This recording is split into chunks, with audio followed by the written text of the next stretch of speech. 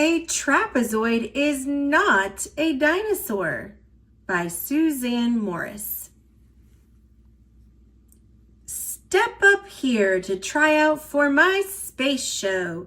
One shape at a time, please. Make space for the superstar. Who are you? Trapezoid coming through. Isn't a trapezoid a dinosaur? No, I'm a shape with one pair of parallel sides. You're different. I'll make this show a blast. Back of the line, Dino. I'm the director here. Follow my lead. I'm triangle. I have 3 sides. I'm a strong shape with a great sense of direction. I'm a strong shape too. I'll help you direct. Trapezoid, put me down and get back in line. Look! Together we make a big triangle. A trapezoid is not a triangle. Next up, square. I'm square. I have 4 sides. I can make a box. I like to stack. I also have 4 sides, but I think outside the box. A square has 4 equal sides. A trapezoid is not a square. Square, you fit in. You have all the right angles.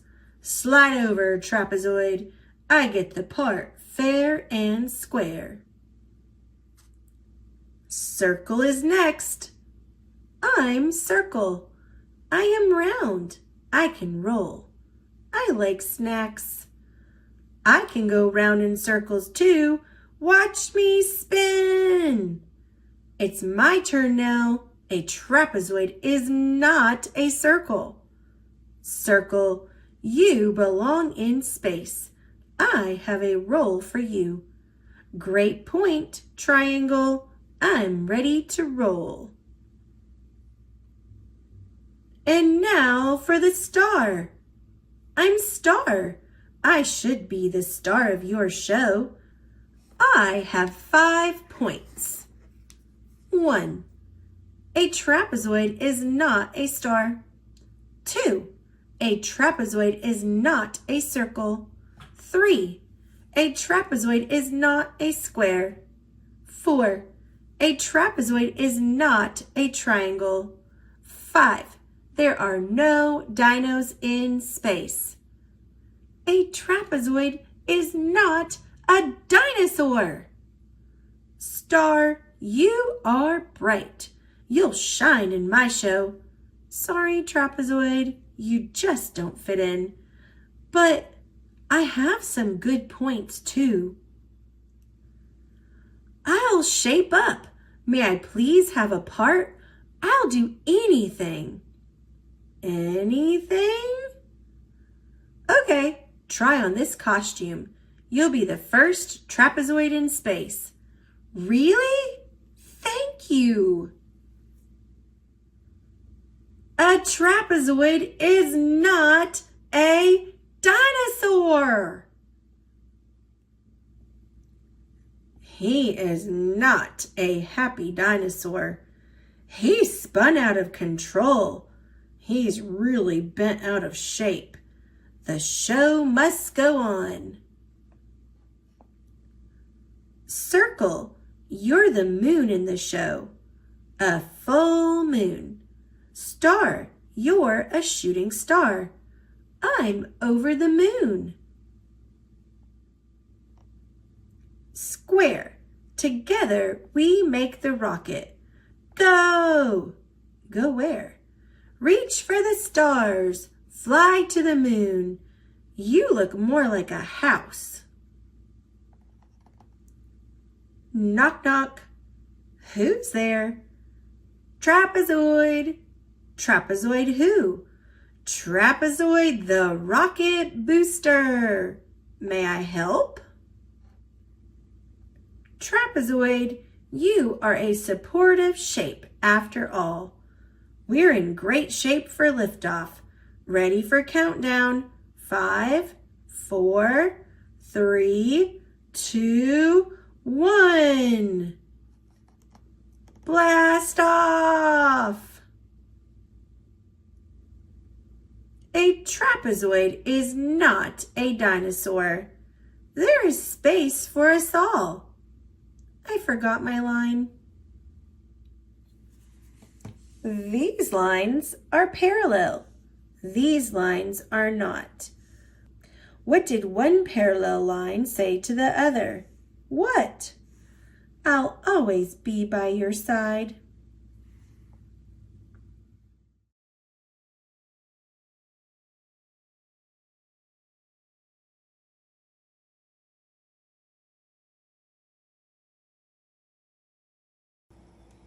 Q Pig, the Valentine's Day Pig by Claire Tattersfield, illustrated by Rob Sayegh Jr.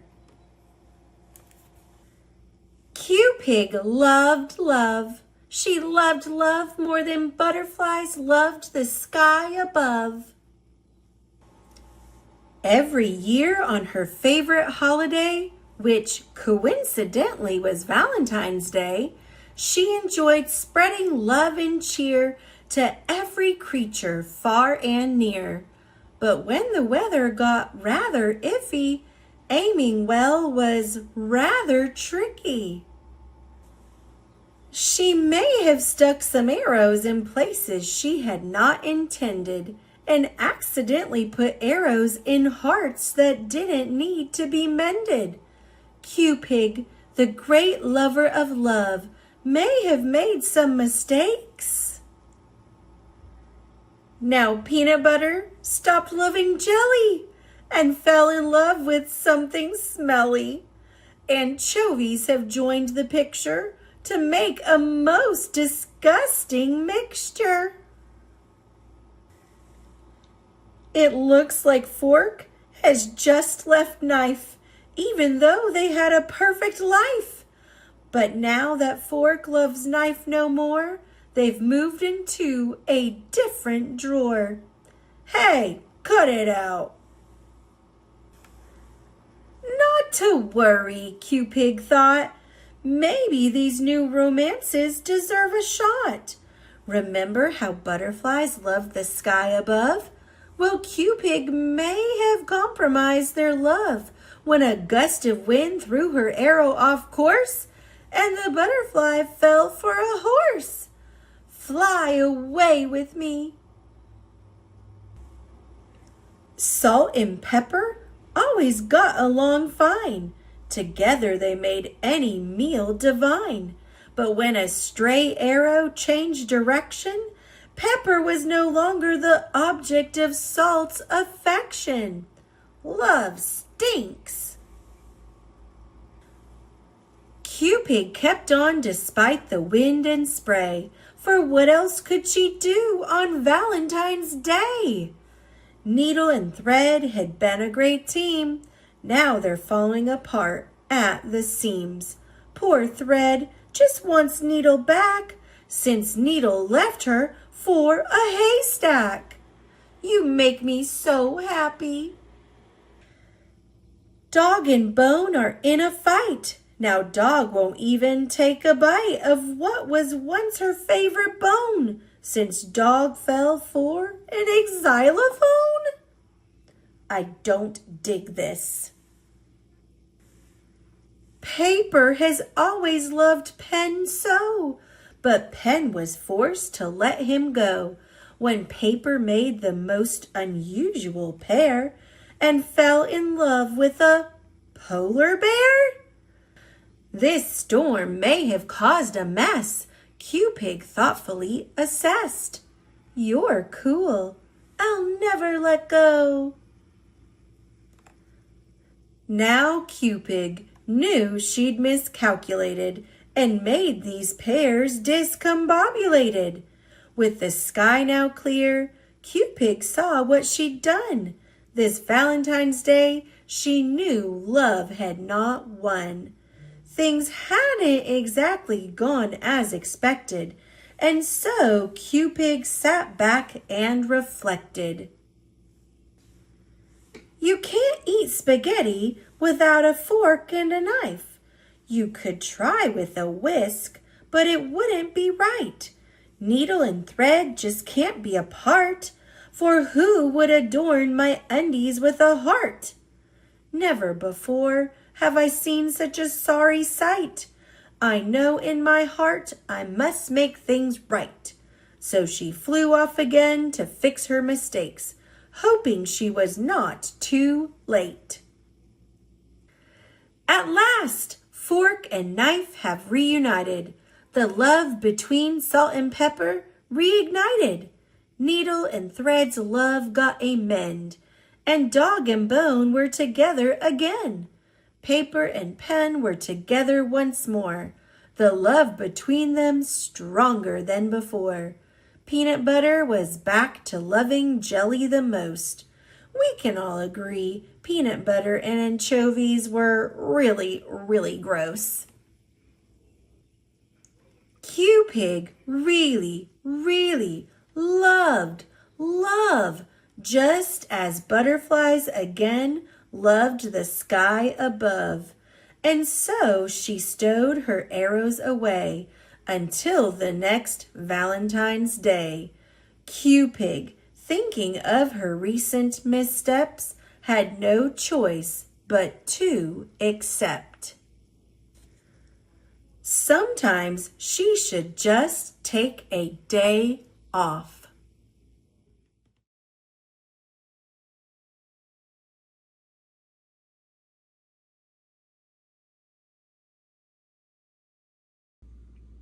Dear Yeti by James Kwan. Dear Yeti, we're searching for you. Sincerely, Hikers. Dear Yeti, we're calling your name. You are one hard beast to find. We are wild but friendly men. You shouldn't be shy. Hikers. Dear Yeti, we found some tracks, poops, and hairs, so you must be close. We would really like to meet you. Hikers. Dear Yeti, morale is still high, but food supplies are low. Hikers. Dear Yeti, we found some berries. They were delicious. Were they from you? Hikers. Dear Yeti, the forest is getting darker. The wind is howling loudly. We hope to see you soon. Hikers. Dear Yeti, we found a snow cave to hide out from the storm. Are you safe and warm too? Hikers. Bird? Yeti? I think we're lost. Uh-oh. Can you hear those spooky sounds? I hope it's not a grizzly bear. Gah! A grizzly bear! Please don't eat my new friends. Thank you, Yeti. It's late and we have to get back home. Can you help us find our way? Goodbye. Psst, come look at this. Dear Hikers, see you soon. Love, Yeti.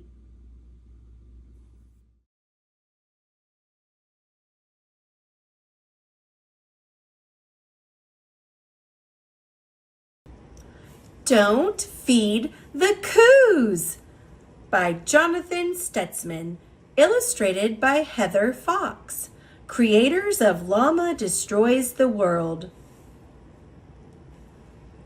Coos are adorable, peaceful, maybe a little bit silly, but they have a dangerous secret. They are hungry, so very hungry. And if you feed even one, they will all come. When you see a coo, you will be tempted to give it a treat. Coos are adorable, peaceful, kind of silly. But don't feed the coo. If you feed one, they will all come. Coo, coo, coo, coo.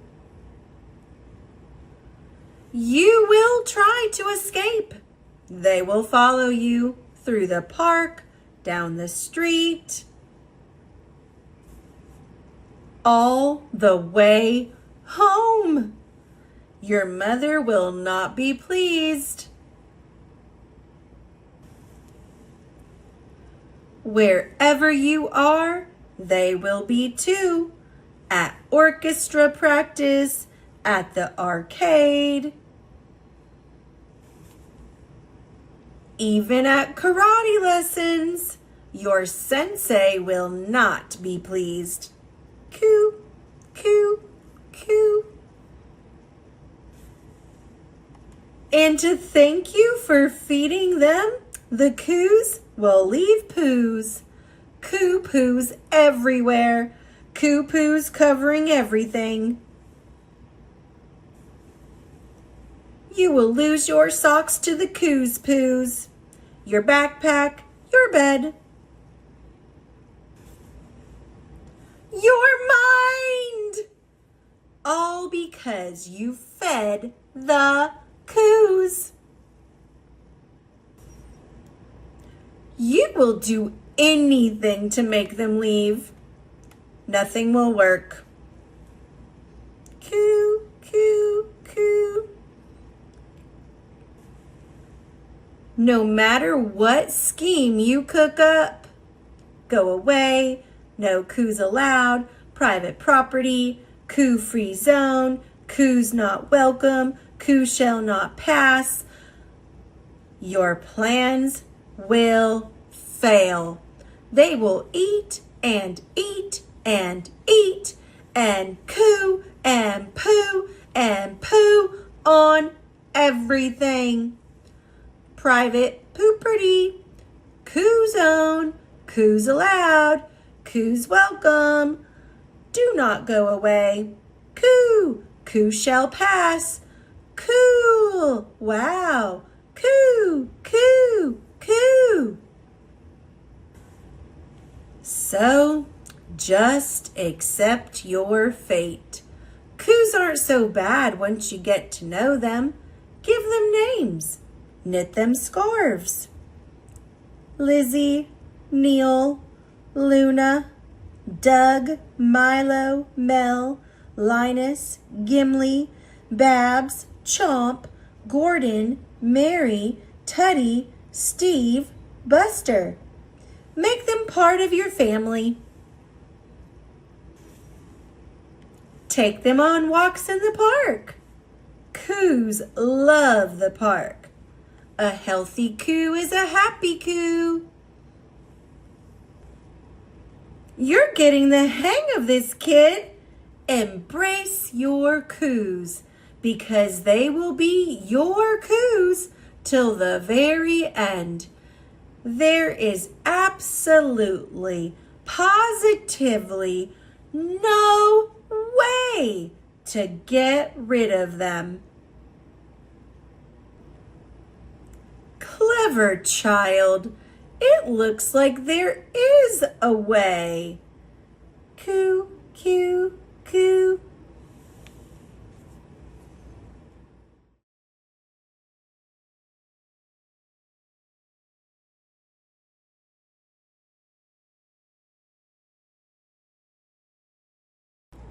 Don't push the button. Written and illustrated by Bill Cotter. To Mom and Dad, for always encouraging me even when I was pushing their buttons. Hi, my name is Larry. Welcome to my book. There is only one rule. Don't push the button. Seriously, don't even think about it. It does look pretty nice though. I wonder what would happen if we pushed it. No, we can't. We mustn't. Psst, no one is looking. You should give the button one little push. Ah, now I'm yellow. Push it again. Eek! Now I'm yellow and polka dot. Push it twice. Ah! Now there's two of me. Push it a bunch of times. Shake the book to get rid of all the extra Larrys. Almost. A little more. Okay, there we go. It says here to scratch Larry's tummy to get him back to normal. That tickles. Okay, much better. Let's not push the button again.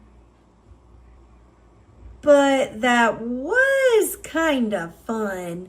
Maybe just a couple more pushes. The end.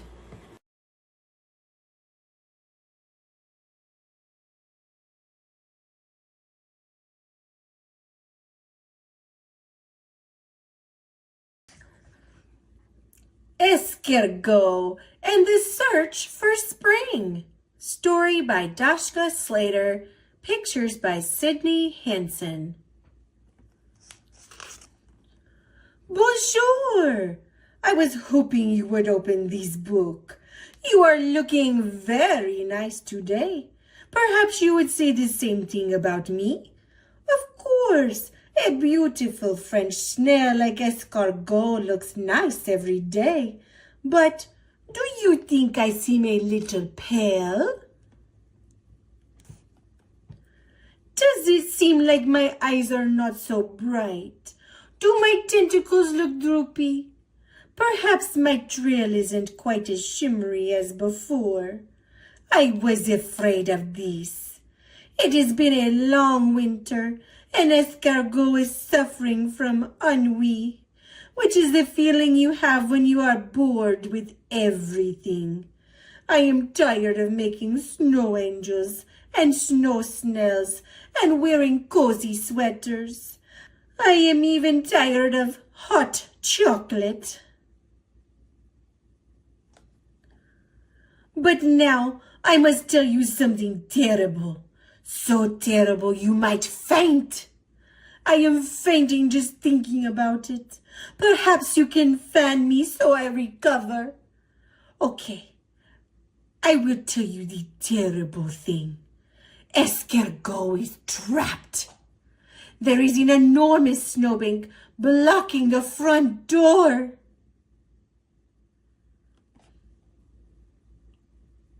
I have made a decision. I will dig through the enormous snowbank and go out into the world to look for signs of spring. You should come. While we are digging through the snow, we can talk. Tell me, what do you do when you are suffering from ennui? Do you read an interesting book? Invent an elegant new dance? Change the style of your tentacles? Sometimes it helps to kiss a snail, but only if you want to. I am just trying to help. One way to overcome ennui is to have an amusing conversation. Do you know any good jokes? I will tell one first. Knock, knock. Now you must say, who's there? Let us. You say, let us who? Let us begin our search for spring. If you do not know any jokes, you can share an interesting fact. Did you know that snails can sleep for 3 years? C'est vrai? A snail is a world champion sleeper. Is it just me, or is that snowbank following us? Oh la la! It is not a snowbank. It is a bunny rabbit. What is a bunny rabbit doing in our book? We were having a nice time, just the two of us, n'est-ce pas? We don't need any bunny rabbits. You probably think the bunny rabbit is adorable, more adorable than a French snail who is suffering from a terrible case of ennui. Perhaps you want to tell jokes with this bunny rabbit and share facts about long bunny ears and fluffy bunny tails and how high a bunny can hop? I do not find these facts at all interesting, but you can stay here if you like. I will continue on alone. Excusez-moi, bunny rabbit. I said I was continuing on alone. I am very busy searching for spring, and I do not have time to be bothered by bunny rabbits. If you do not leave my book to the seat, I will be forced to make a fierce face at you. This is your final warning, bunny rabbit. I am now going into my shell. I expect you to be gone when I come out. Quoi? The bunny rabbit is still here? C'est inacceptable. This is not a bunny book. There are plenty of other bunny books for bunny rabbits to go hopping around in. If anyone is going to be hopping around in this book, it will be me. You don't believe that escargot can hop? Fine. The bunny and I will have a contest. You can be the judge. Whoever hops the highest can have the whole book to themselves. We will hop on the count of 3. 1, 2, 3, sautez! Did you see my jump? It was so fast you might have missed it. I hopped all the way to the moon, which was full of moony things like moonbeams and moon rocks and moon salads. I would have brought some back, but I had to get here before the rabbit, who seems to have hopped right out of the book. I am the winner. Thump. Oh, merci.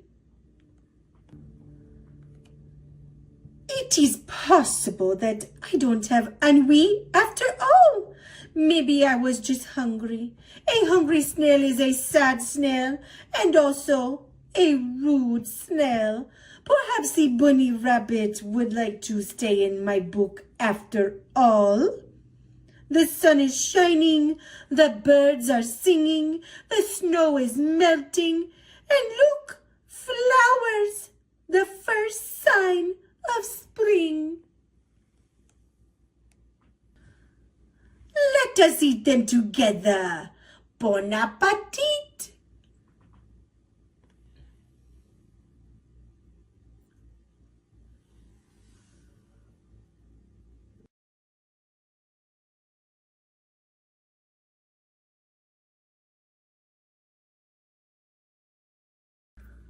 Love Escargot. Story by Dashka Slater. Pictures by Sydney Hansen. Bonjour! You are here already?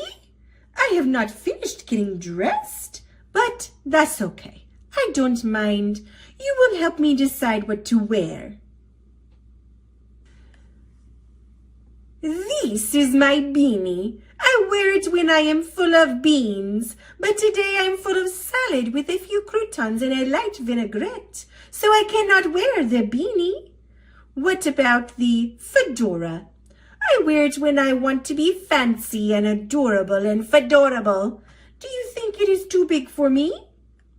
Perhaps the beret is best. The beret is chic, suave, debonair. It makes me look magnifique. You can kiss me if you like. But now I must tell you something exciting. Today is Snailentine's Day, which is a day for celebrating the love you feel for your favorite snail, your Snailentine. Escargot has been invited to a party.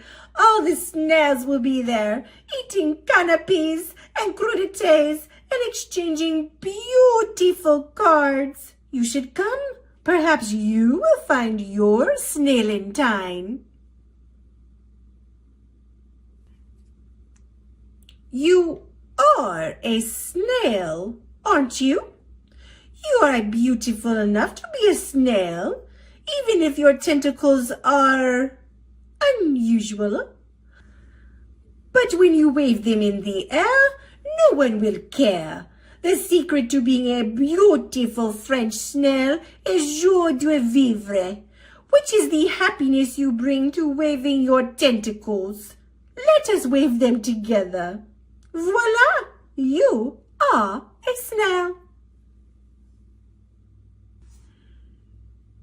While we are traveling to the party, we can talk. Tell me, what do you look for in a Snailentine? A nice smile, a shimmery trail, French flair. Your Snailentine should be somebody who makes you feel magnifique. For example, they might give you compliments like your tentacles are as tall as the stems of a flower, or your trail is as shimmery as the stars in the sky. Your Snailentine will enjoy the same things as you, like reading books about snail heroes or eating salad with a few croutons and a light vinaigrette.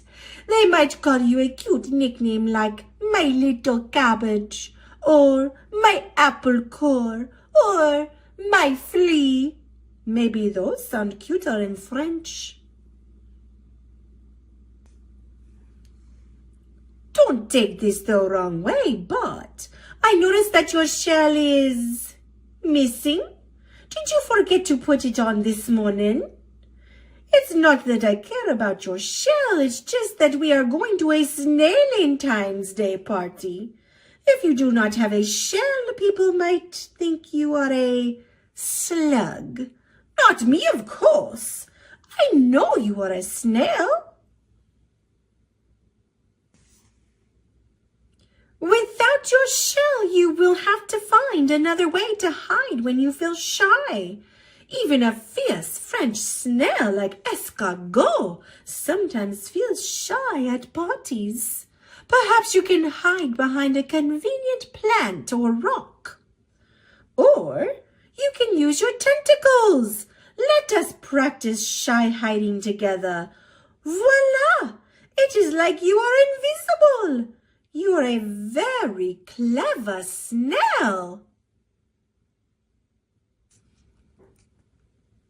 I understand why you might be feeling shy.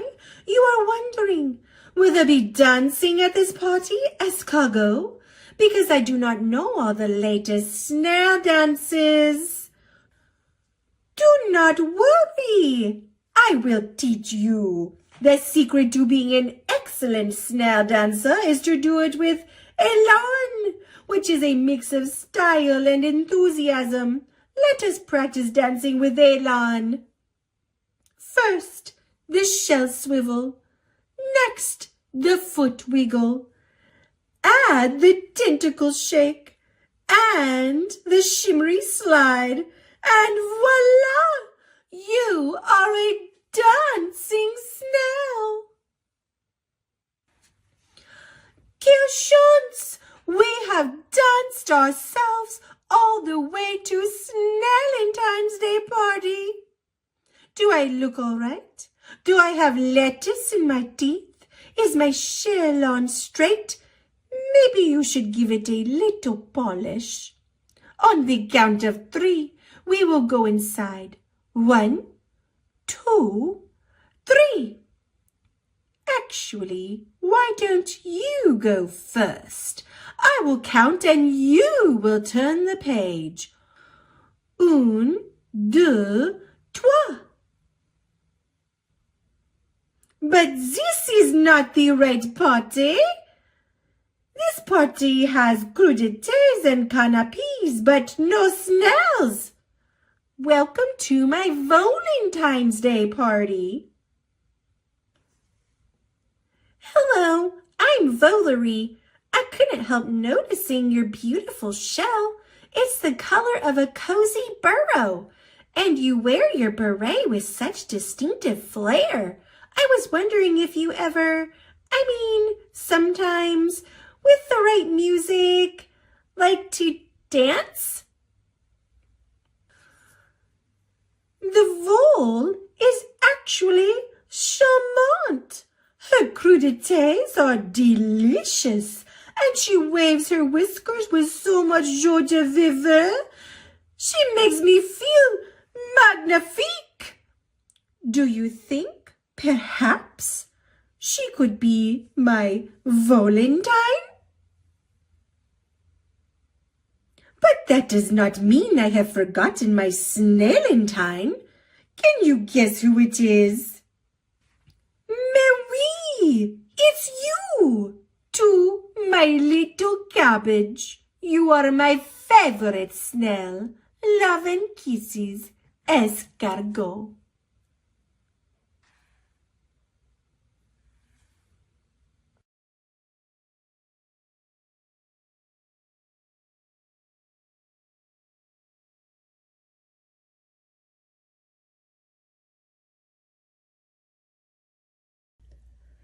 A book for escargot. Story by Dashka Slater. Pictures by Sydney Henson. Bonjour! I see you are reading a book. I will try not to distract you. It can be distracting to have a very beautiful French snail staring at you while you read.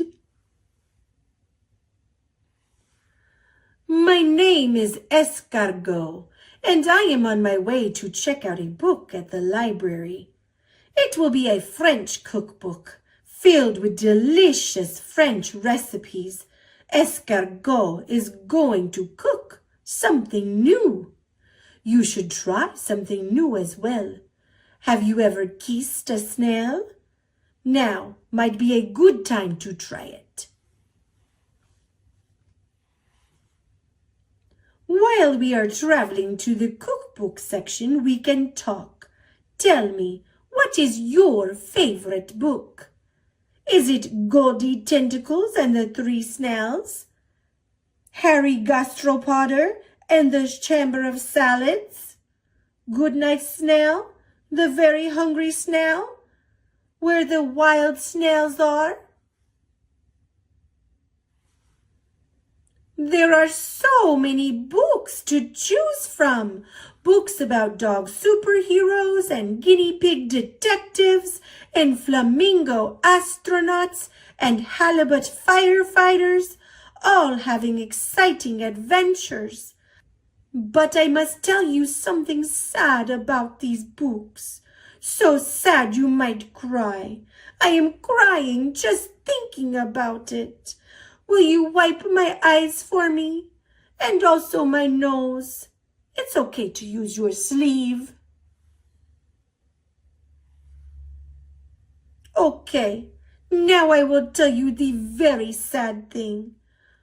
Not one of these books is about a daring snail hero who saves the day. All the books about the snail make a joke about slow snail or shy snail. I am not laughing at this joke. You do not look like a laughing at snails person. You look like a clever person who reads serious books about handsome animals. You probably know many fancy words. With these fancy words, you could write a sentence extraordinaire like the gallant gastropod gallivants to the rescue, which is another way of saying the daring snail hero saves the day. Tell me, have you ever written a book? You should try it. Do not worry. Escargot will help you. It is just like cooking from a recipe. Add the ingredients, mix them together, and voila, a perfect story. You must begin by introducing the main character. Once upon a time, there was a very beautiful French snail hero. If you want, you can add some details about my most beautiful parts, like my shiny brown shell, or my translucent tentacles, or my chic outfit. Oh la la, you might need to get more paper.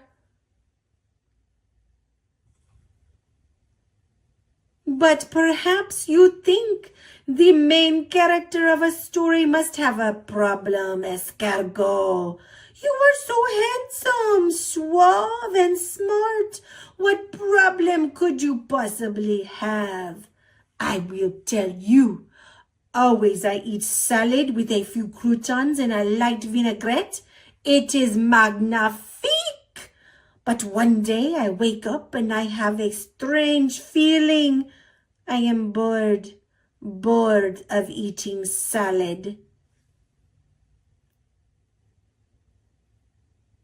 Maybe I will learn to cook a green bean or a souffle or a ratatouille.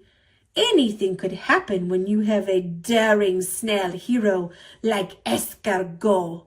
But perhaps you think I cannot wait to find out what you will cook, Escargot. Let us get the cookbook right away. It cannot be so easy. First, the daring French snail hero must overcome an obstacle, like this one, for example. Escargot is very far above the cookbook. The cookbook is very far below Escargot. But a daring French snail hero is not afraid of heights. A daring French snail hero can overcome this obstacle by flying. You don't believe that Escargot can fly? Count to 3 and I will show you. 1, 2, 3. That was too fast. I wasn't ready. Maybe you should count in French. 1, 2, 3. Still too fast. I think maybe I need a little push. Did you see me fly? I was like an eagle. I just had a little trouble with the landing. But that does not matter because I have arrived at the cookbook. And now we will have the resolution of the story. This is the happy part at the end where the daring French snail hero solves his problem of being bored with salad by using the cookbook to make a delicious feast. Bon appetit! But this is not the right cookbook. This cookbook is not about cooking food for Escargot. This cookbook is about cooking escargot for food. The ingredients: garlic, butter, me. What if a French chef comes to the library to check out this book? He will cook escargot for dinner. You must tell the chef to choose a recipe for French toast, or French bread, or French fries, but not beautiful French snail. Also, could you cover me with your hand so he cannot see me? While I am inside my shell, not hiding, but more like having a private moment, you can continue writing. I will start the sentence, and you can finish it. Escargot, the daring French snail hero, was not eaten by the French chef because... Escargot might have eaten the cookbook. I do not think I will be learning how to cook the green bean, or the ratatouille, or the soufflé. But, on the other hand, nobody will be learning how to cook me. The daring French snail has defeated the dangerous recipe. Escargot has saved the day. This book we have written is magnifique. And do you know how it ends? With the kiss. Mwah! The end.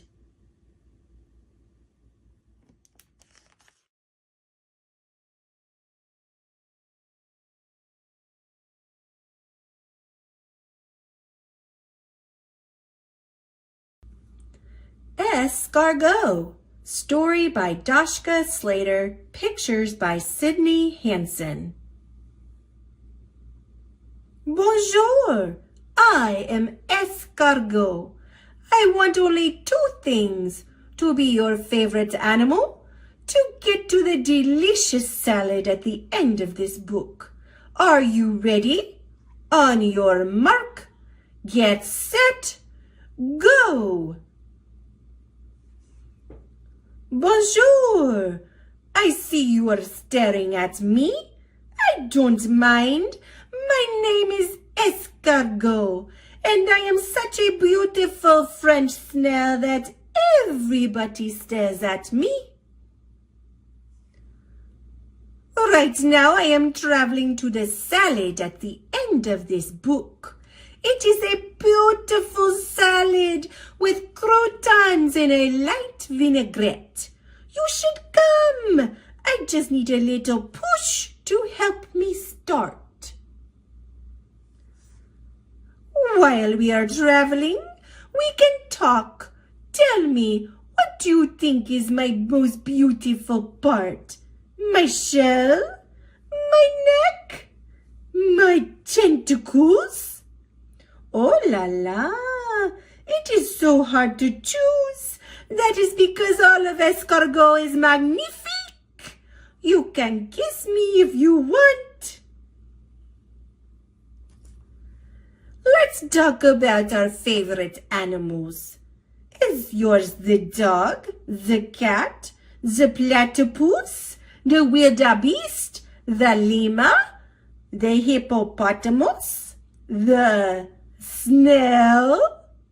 Wait, before you answer, I must tell you something sad. So sad I might cry. Will you stroke my shell just until I feel better? Okay, now, I will tell you the very sad thing.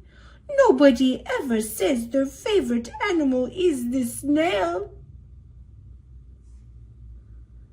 Perhaps you think snails are slimy, escargot. You are too slimy to be my favorite animal. Au contraire! The trails I make as I travel to the salad are shimmery trails of... what would you call it? Not slime, more like shimmery trails of shimmery stuff. But enough about me. Do you also make a shimmery trail? What is your favorite kind of salad? You look like the kind of intelligent person who enjoys a salad with croutons and light vinaigrette and absolutely no carrots. The kind of person who might say, my favorite animal is the snail. But perhaps you think, snails are shy, escargot. You are too shy to be my favorite animal. Au contraire, I am quite fierce. This is the face I make to scare a lion, or a wild boar, or a carrot that sneaks into my salad. Can you also make a fierce face to scare away the carrot? Maybe we should roar at it too. That was a very fierce face and a very loud roar. Do you want me to come out? Really? Then you must say, come out, escargot. Come out, and I promise I will never put a carrot in your salad. Come out, and I will kiss you. Here I am. Don't forget my kiss. I kiss you back. Mwah. Am I your favorite animal yet? Perhaps you think snails are slow, escargot. You are too slow to be my favorite animal. Au contraire, I just don't like to hurry. A French snail likes to relax before enjoying salad with a few croutons and a light vinaigrette. But if I wanted to, I could run faster than the cheetah. You don't believe me? I will race you to the salad at the end of the book. Whoever gets there first will be the fantastically fast champion of the world, and also your favorite animal. On your mark, get set, go! Do you see how fast I am? I am like the wind itself. I just need to rest for 1 second. Can you blow on me to cool me off? Okay. I am ready now for the final sprint. I win! Oh, you are here too. A tie! We are both the champions. We are both magnifiques. Let us celebrate by eating salad with a few croutons and a light vinaigrette. Bon appetit. But this is not the right salad. This salad has a few croutons and a light vinaigrette and carrots. Escargot does not eat carrots. Escargot has never eaten a carrot. Escargot will now make a fierce face at the carrot. The carrot is not running away. Perhaps you would like to eat the carrot. Go ahead, try it. I will make you a deal. If you will try it, I will try it too. On the count of 3, we will take a very, very, very small bite of the carrot. 1, 2, 3. The carrot was actually delicious. So delicious that I might have forgotten to share. You probably won't choose me as your favorite animal now. You will choose instead the baboon or the koala or the earwig. But that is okay. C'est la vie. I will tell you a secret. You are very beautiful, even if you don't make a shimmery trail. You are very fast, almost as fast as escargot. And you can make a very fierce face. Don't show me, I remember. You are Magnifique! In fact, you are my favorite animal. And so I kiss you. Mwah!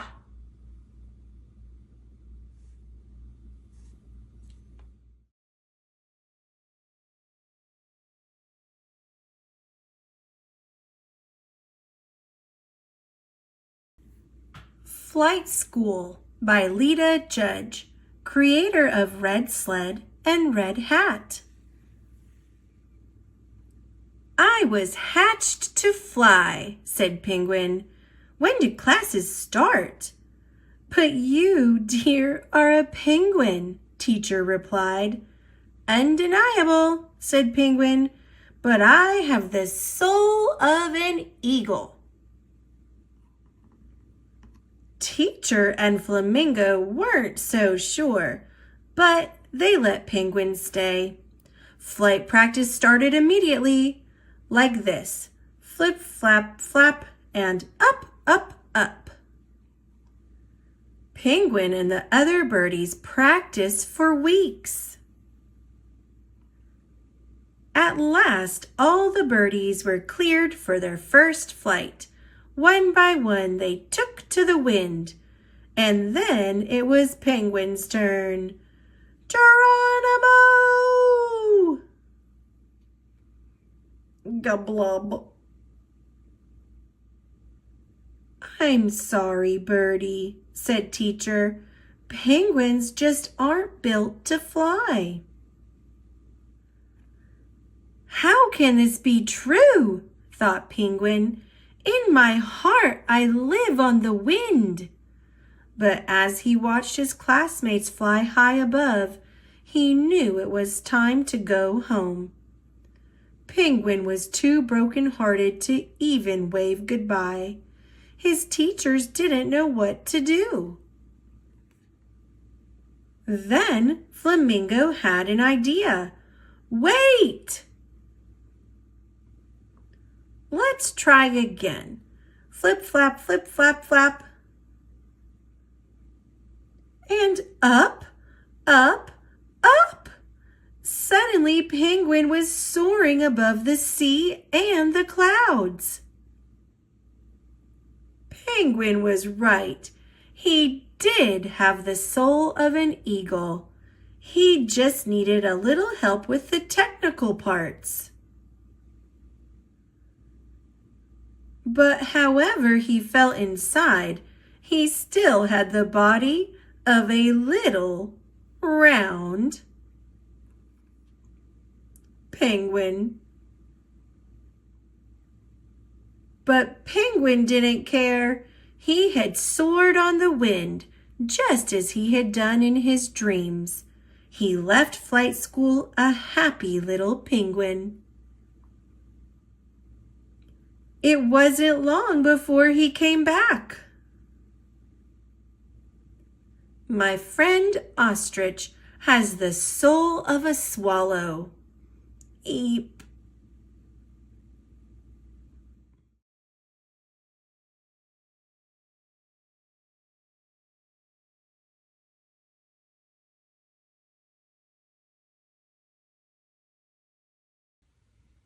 Construction Site, Garbage Crew to the Rescue by Sherry Dusky Rinker and A.G. Ford. There is a place built long ago that once stood proud with lights aglow, but now the homes of yesterday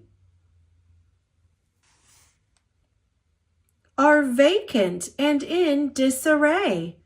This neighborhood left to decay needs some help and right away. Could someone save this dear old town instead of knocking it all down?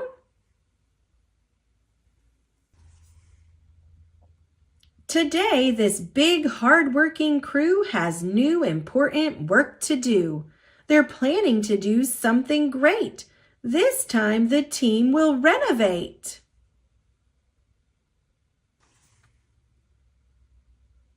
What a job! They stop and stare at huge junk piles everywhere, with heaps of rubbish all around.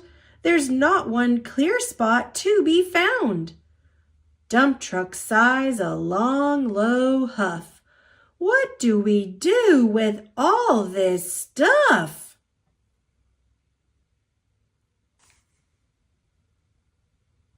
Before the trucks can start work here, there's a ton of waste to clear. Mounds of paper, junk, and trash. Old leaves and food all brown and smashed. Bottles, cans in every size, and things they do not recognize.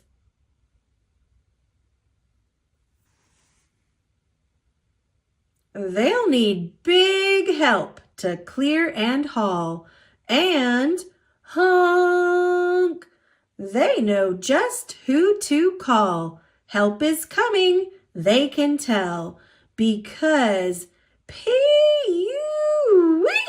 what a smell! A fleet of heroes, in they drive. The whole earth shakes as they arrive. Rumbling, roaring, rolling through. They're great and strong and stinky too. It's the mighty garbage crew.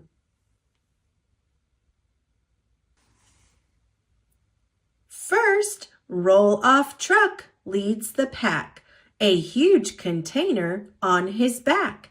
He looks around, surveys the space, and then backs up to get in place. Beep, beep, beep. His hoist is lifting, high and strong. The box rolls right where it belongs. I'll pick this up when you're all done. He leaves to make another run. Container delivery truck drives through, leaving smaller dumpsters too.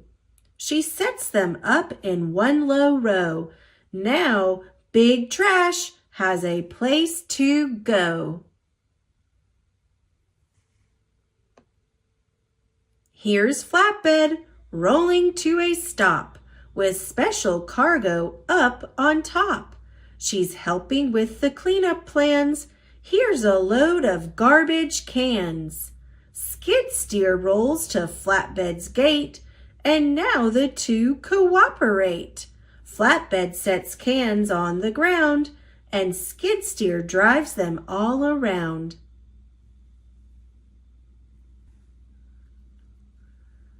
Now the cleanup can begin. Construction friends start pitching in. They move the mess and organize and separate by kind and size. Some goes into trash, but most is for recycling or compost. Side loaders are coming through. Some lift one can, some lift two. Their arms extend and reach out long, while grabbers hug tight, holding strong. Rear loaders drive up alongside with hungry hoppers opened wide. They're grabbing cans and dumping too. This is what we love to do.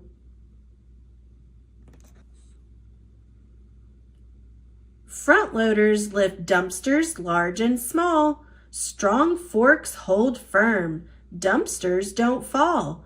They're gently set back on the ground. They're ready for another round.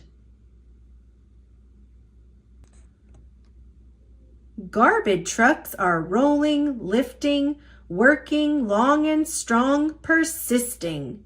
Hoppers are all open wide as the trash is dumped inside. Packer panels crushing, mashing, pushing, pressing, firmly smashing. Cans fly up, but nothing spilled. The trucks eat trash until they're filled.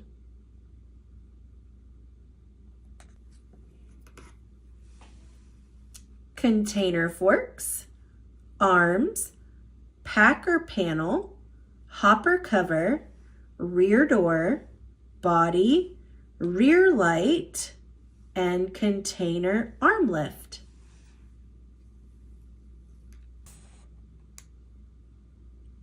And all the while the building team has been working at full steam. They're bringing loads of 2x4s, installing windows, roofs, and doors, and tearing down what can't be fixed, while fresh concrete is getting mixed. They fix and fill and shore up walls, building strong so nothing falls. They plant new trees and pave the streets. The neighborhood is fresh and neat. With good hard work, this mighty crew made these old houses look like new.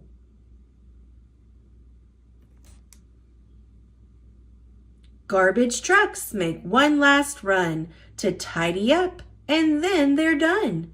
The dumpsters are all hauled away, and now the team can end their day. Thank you so much, garbage crew. We're so grateful you came through.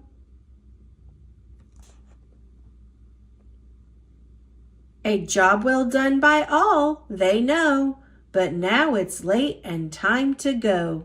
With one last look, they stop to see the whole street fixed up perfectly, looking better than before, standing straight and proud once more.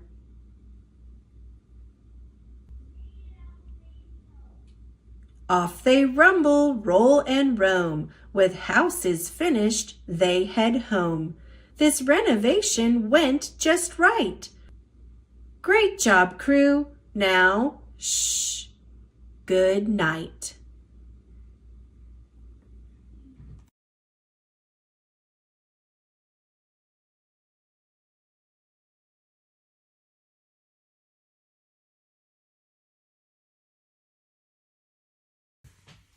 Grandfather Tang's Story, a tale told with tangrams, by Anne Tompert, illustrated by Robert Andrew Parker.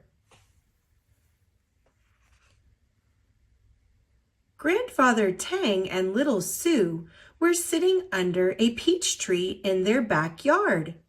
They were amusing each other by making different shapes with their tangram puzzles.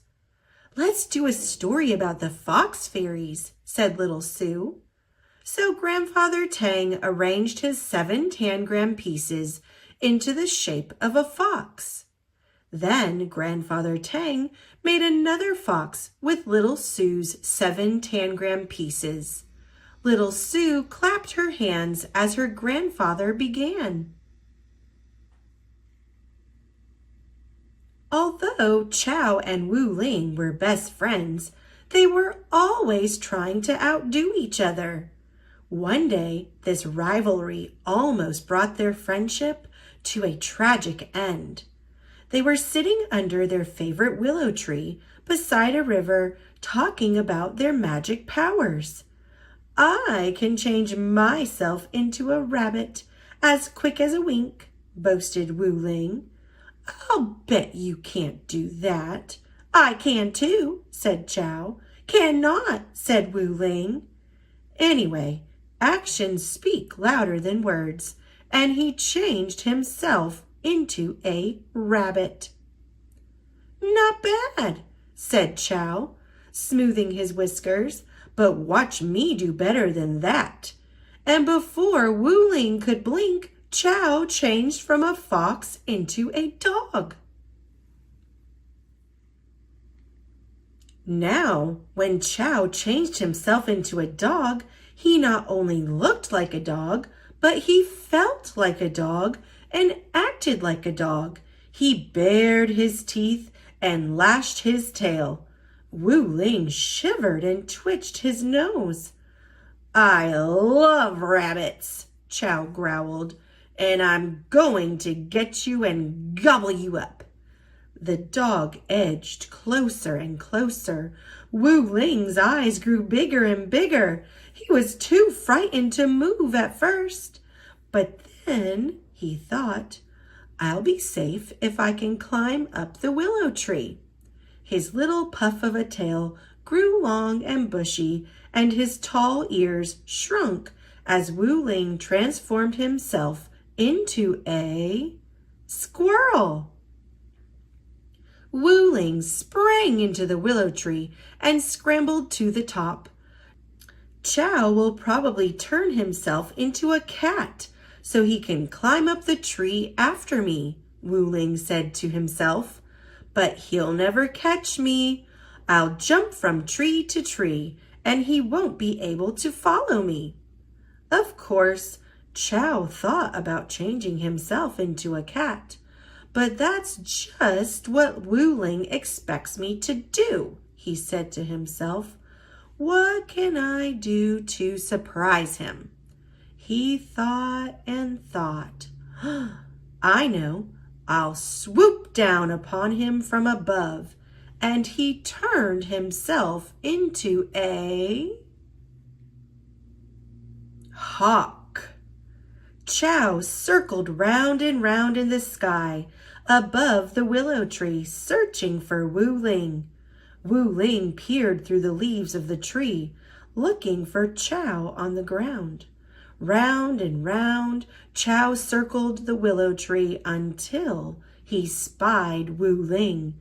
"Caw-caw, he shrieked as he zoomed down upon the squirrel. Wu Ling trembled.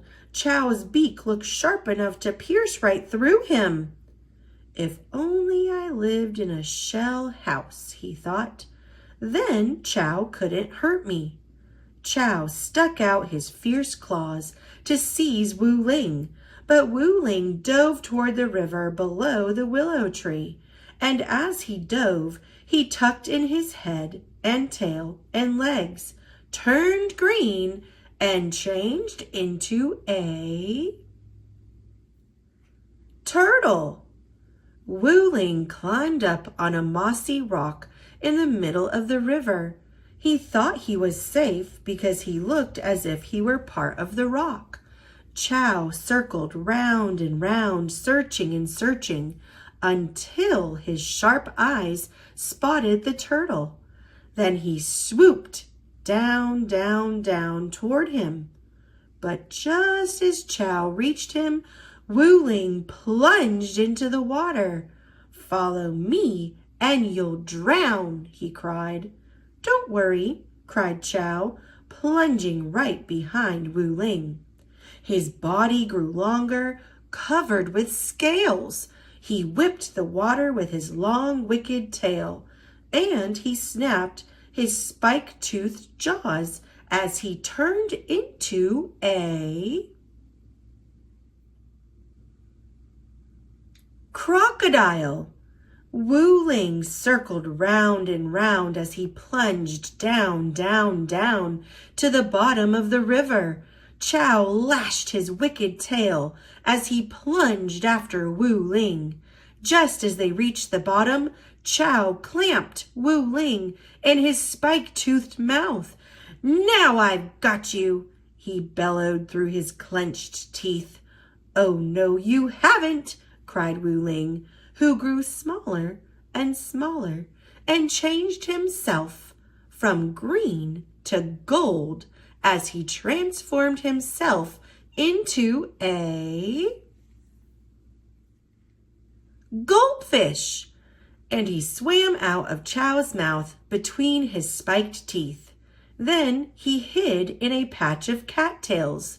Chow churned the water with his lashing tail as he charged into the patch after Wu Ling. With his head swinging back and forth and his eyes darting here and there, he searched for Wu Ling. Wu Ling knew that Chow would not give up until he found him. "I must fly from here," he thought, and he started to honk as he transformed himself into a goose. Chow charged after him, but Wu Ling spread his wings and took to the air. Chow watched him fly to a small island where a flock of geese were feeding. By now he was not only very angry, he was also very hungry. he decided that if he could not catch Wu Ling, any goose would make him a good dinner. He splashed through the water toward the island until he reached it. Each flap of his wings brought him closer. The wedge of geese slowly grew bigger. The honking grew louder. At last, Chow found himself flying beside Wu Ling. "I'm tired of our silly game," he cried. "Come back with me to our willow tree." Before Wu Ling could answer, something stung Chow's right wing. He sank toward the ground. A hunter had shot him. Wu Ling flew down beside Chow, placed his left wing under Chow's smashed right wing, and together they fluttered down to the edge of the forest. The hunter ran toward them. "Fly away!" Chow urged Wu Ling. "Save yourself! Fly, fly!" "I won't desert you," cried Wu Ling. And with a mighty roar, he changed into a... The hunter raised his bow. Wu Ling sprang toward him and knocked the bow from his hand. The hunter fled, leaving his bow behind. Wu Ling and Chow returned to their fox shapes, and Wu Ling helped Chow to his den, where he took care of him until he was mended. "Did they ever play that game again?" asked little Sue. "Many times," said her grandfather, "but they were very, very careful." "That was a good story," said little Sue. "Let's do another." Grandfather arranged his 7 tangram pieces. "Is this story going to be about a man?"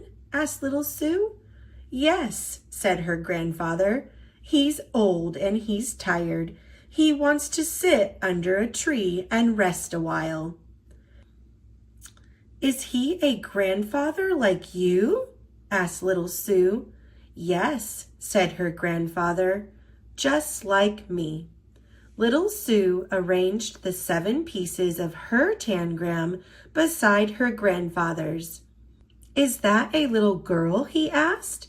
"Yes," said little Sue, "just like me. She'll sit and rest beside the man." "That will make him very happy," said Grandfather Tang. "And now, little Sue, what will we do?" "We'll sit and rest together until Mother calls us for supper," said little Sue. "That will make me very happy," said her grandfather.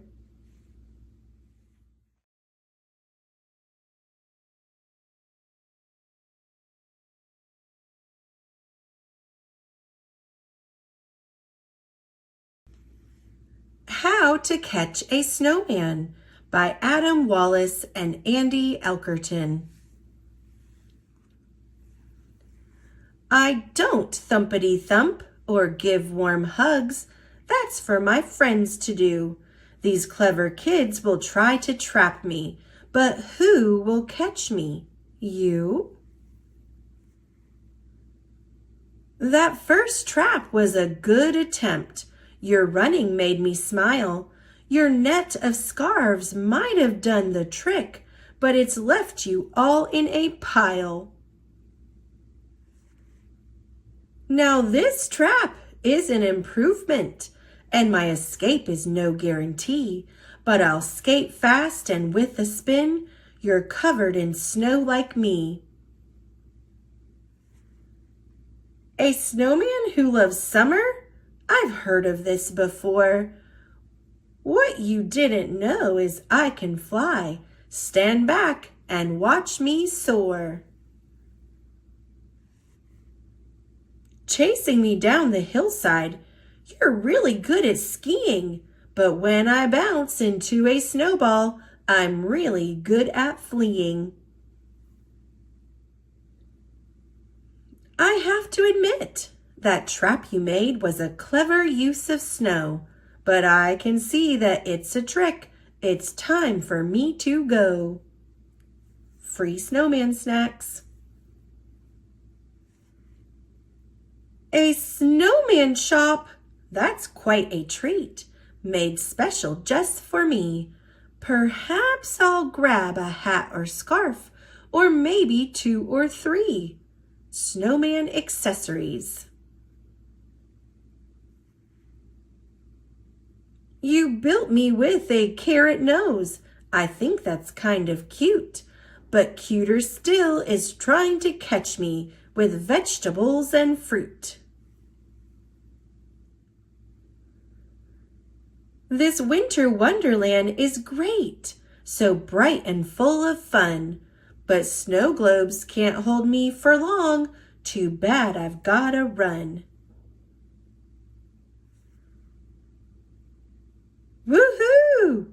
Your sleigh ride sure is fun. I love gliding down this slide, but I think I'll skip the trampoline that ends this jolly joy ride. Now that was one fantastic trap and very well thought through. Nice try, well done, magnificent job, but I'll still escape from you. Once I've escaped your final trap, you get called in for dinner. As the sun sets, it seems to me that I am the contest winner. You tried so hard to catch me. I'm glad I'm free, it's true. But perhaps before I'm on my way, I can leave a gift for you. Congratulations!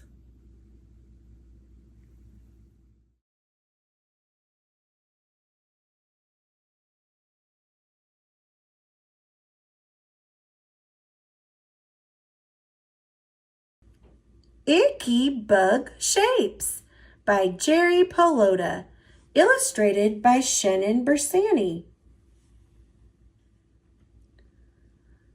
Leafcutter ants live underground. They live in huge nests. Some of these nests hold more than 1 million ants. These ants are on their way to work.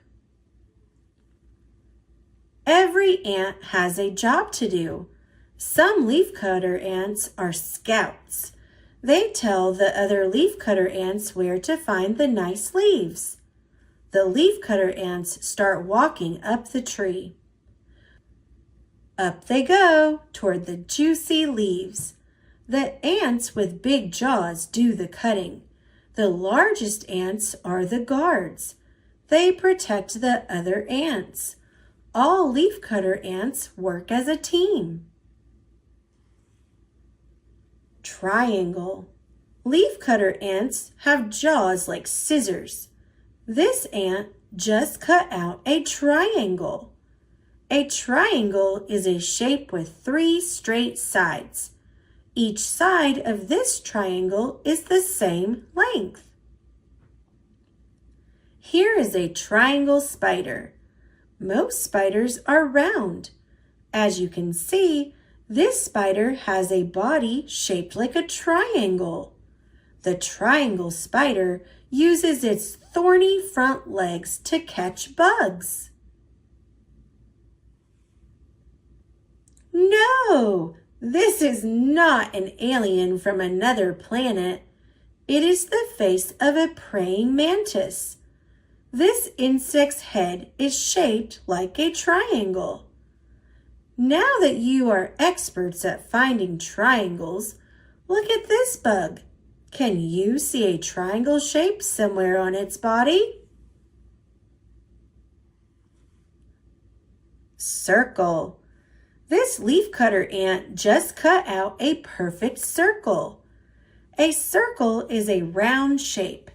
It has no straight lines. Each point on the edge of a circle is the same distance to the center. These colorful butterflies have circular shapes on the underside of their wings. Why would they have them? Are they a warning to stay away? Are they fake eyes? Do the circles attract other butterflies? No one is really sure.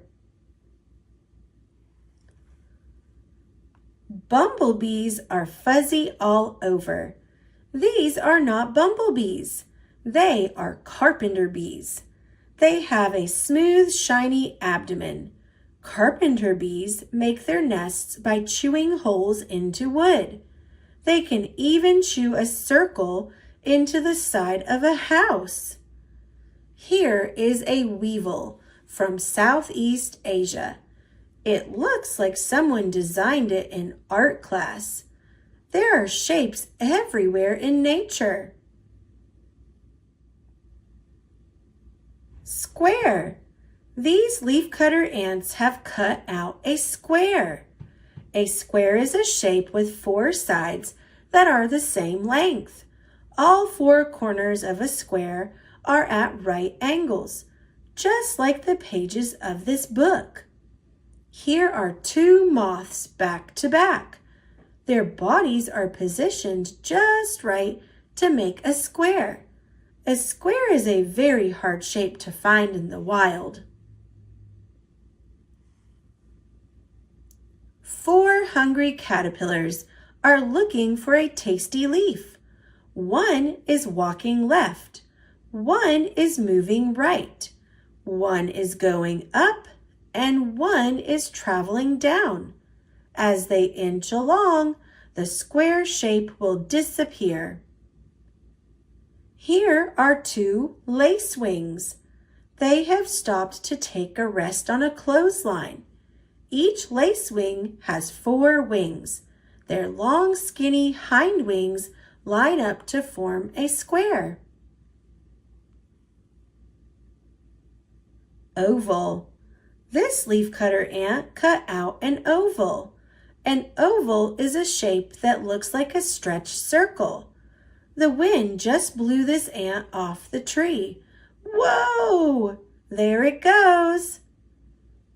Take a look at this grasshopper. Can you find an oval shape on its body? You're right. Its eye is shaped like an oval. Here are some oval-shaped ladybugs. Most ladybugs have polka dots. These Australian ladybugs have zigzag designs on their backs. Longhorn beetles have unusually long antennae. These are so long they stretch around the beetle's body and make an oval shape. Rectangle. Here is a rectangle. A rectangle has 4 sides and 4 right angles. The sides next to each other are different lengths.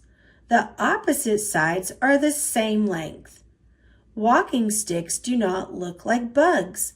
They look like twigs or sticks. 2 of them are walking from one branch to another. They form a rectangle. The net casting spider is very clever. It builds a web and then throws it on the bug it's trying to catch. Sometimes the web is shaped like a rectangle. This cicada has rectangle designs on its wings. Cicadas are the loudest of all insects. They make a buzzing sound. Pentagon. There are leafcutter bees too. These leafcutter bees cut out a pentagon shape. A pentagon is a shape that has 5 sides. A mother beetle just laid her eggs in the shape of a pentagon. The markings on the eggs make them look like happy faces. More bugs coming soon. Hexagon. Sometimes leafcutter ants cut flower petals too. This leafcutter ant is carrying a hexagon. Hexagons have 6 sides. Hexagons are very common in nature. Bees and wasps make hexagon-shaped nests. These wasps chew wood to make this paper nest. After a long walk, the leafcutter ants are coming home. They are carrying all these shapes down to their nest. You should recognize the shapes the ants on this page are carrying. The rectangle, the oval, the square, the circle, and the triangle will soon be underground.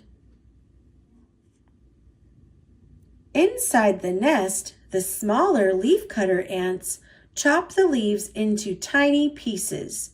The pile of chewed leaves decays and fungus grows. The leafcutter ants eat the fungus. Ooh, delicious!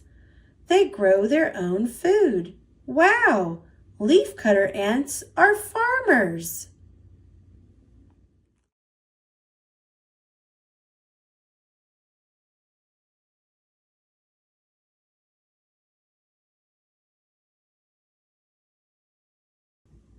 If You Were a Polygon by Marcy Aboff, illustrated by Sarah Dillard. Polygon, a flat, closed figure with 3 or more straight sides. If you were a polygon, you could be found on the street, up in the sky, or on a house. If you were a polygon, you would be a flat, closed figure with 3 or more sides. All your sides would be straight. Non-polygon tables. Pete and Patty shop for a new kitchen table. Some tables are polygons, some are not. Polygon tables. The pink polygon table is perfect. If you were a polygon, you could be a regular polygon. All your sides would be the same length. All your angles would be the same measure too.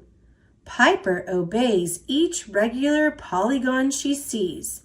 She stops at a stop sign. She waits at a yield sign. And she slows down at the crossing sign to let her friends pass safely. If you were a polygon, you could be an irregular polygon.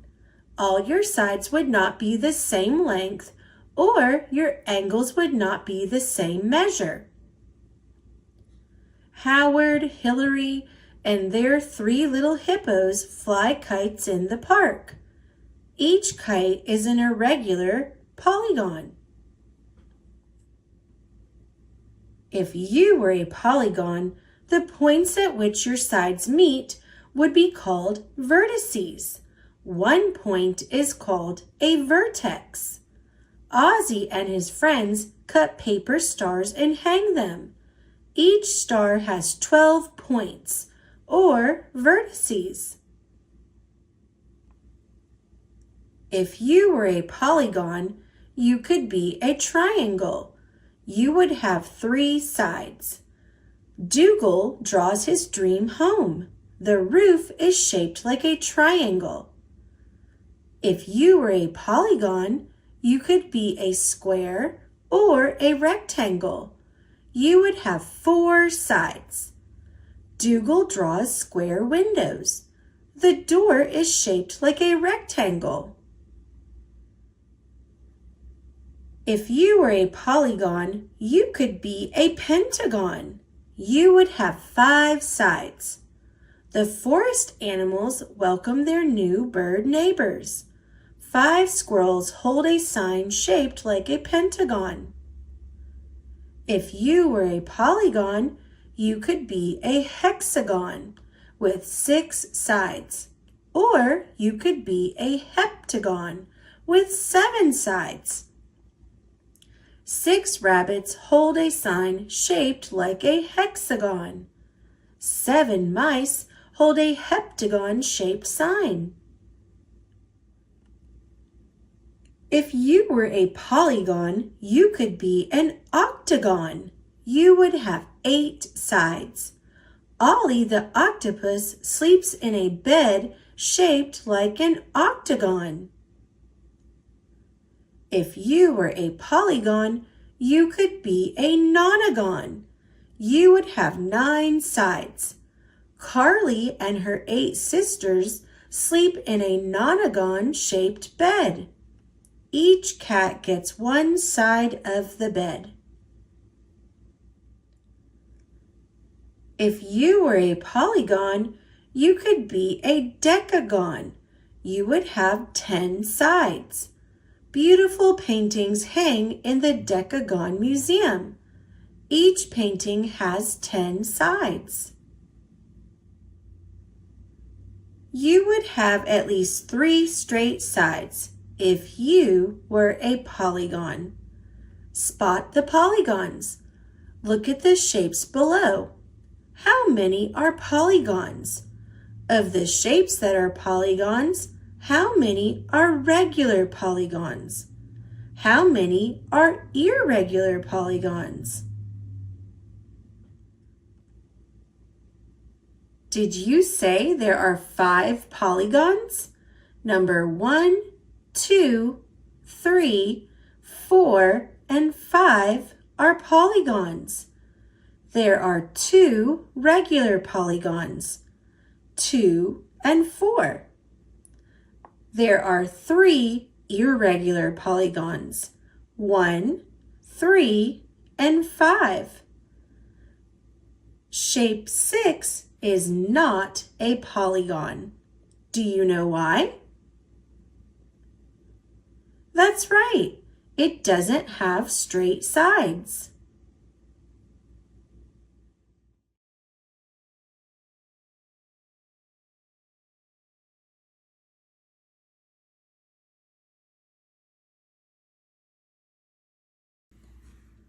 If You Were a Quadrilateral by Molly Blaisdell, illustrated by Francesca Carabelli. Quadrilateral, a flat, closed figure with 4 straight sides. If you were a quadrilateral, you would make playtime lots of fun. If you were a quadrilateral, you would be a flat, closed figure with 4 sides. All your sides would be straight. The animals love to paint. They love painting quadrilaterals most of all. If you were a quadrilateral, you would be a polygon with 4 sides. A polygon is a closed figure with 3 or more straight sides. Polygon Art Contest. Mariana hangs her picture on the wall. She hopes she wins. First prize is a new set of paints. If you were a quadrilateral, you would have 4 angles. An angle is the measurement between 2 sides at a corner. The bases are loaded. The terrific toucans need 1 more run to win. Louise gets ready to swing. If you were a quadrilateral, you could be a rectangle. Each pair of opposite sides would be the same length. All your angles would be the same size. Alice plays tennis with Anna. Neither one of them plays well, but they both have a blast. If you were a quadrilateral, you could be a square. Your sides would all be the same length. Your angles would all be the same size too. Bruna plays checkers with Lucas. They place all their pieces on the black squares. If you were a quadrilateral, you could be a rhombus. Your sides would all be the same length. Each pair of opposite angles would be the same size. A square is a type of rhombus, but rhombuses can take many shapes. Pedro's band practices every day. Rowdy rhombuses. One day the rowdy rhombuses will be famous.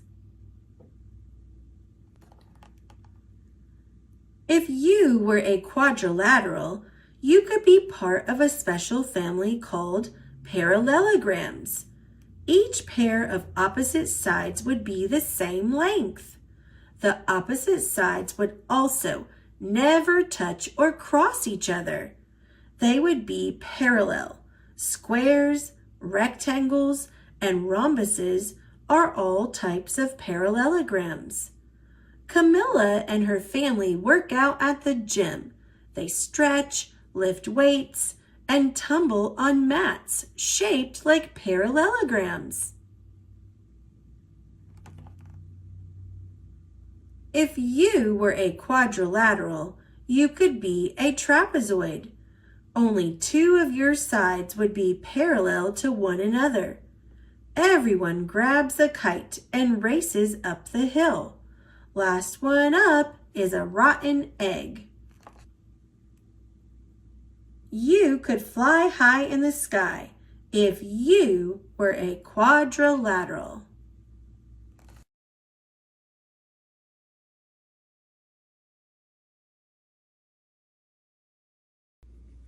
No Yeti Yet by Marianne Fraser. It's a perfect day for a Yeti hunt. A Yeti hunt? Yup. Why would we want to find a Yeti? To take its picture, of course. Have you ever seen a Yeti? Nope. Then how will I know if I see one? It will be shaggy and white, like a snow-covered tree. Yep. Yahoo! Do you see a Yeti? Nope, no Yeti yet. How will I know if I hear a Yeti? Listen for a low, growly yowl. Like the whirly wind? Yep. Do you hear a Yeti? Nope, no Yeti yet. Sniff, sniff. How will I know if I smell a Yeti? It will smell woolly and wet. Like a soggy dog? Yep. Do you smell a Yeti? Sniff, sniff. Nope, no Yeti yet. Is a Yeti strong? Very strong. Stronger than a tree trunk? Yep. Any sign we're getting close? Nope, no Yeti yet. Where does a Yeti live? In a deep, dark cave. Like that one? Yep. Yoo-hoo! Yoo-hoo! Does it make big tracks? Yep. With its humongous furry feet? Yep. Yow! It's a Yeti! Yikes! Flash. Is it friendly? Not sure. Can it run fast through slushy, mushy snow? Yep. Can it skate over slidey, glidey ice? Yup. Can it see in a snowy, blowy blizzard? Yup. Can it climb a slippy, slopey hill? What do you think? I think you lost your camera. Why did you let the Yeti in? To thank him. With a cup of hot cocoa, of course. Yum.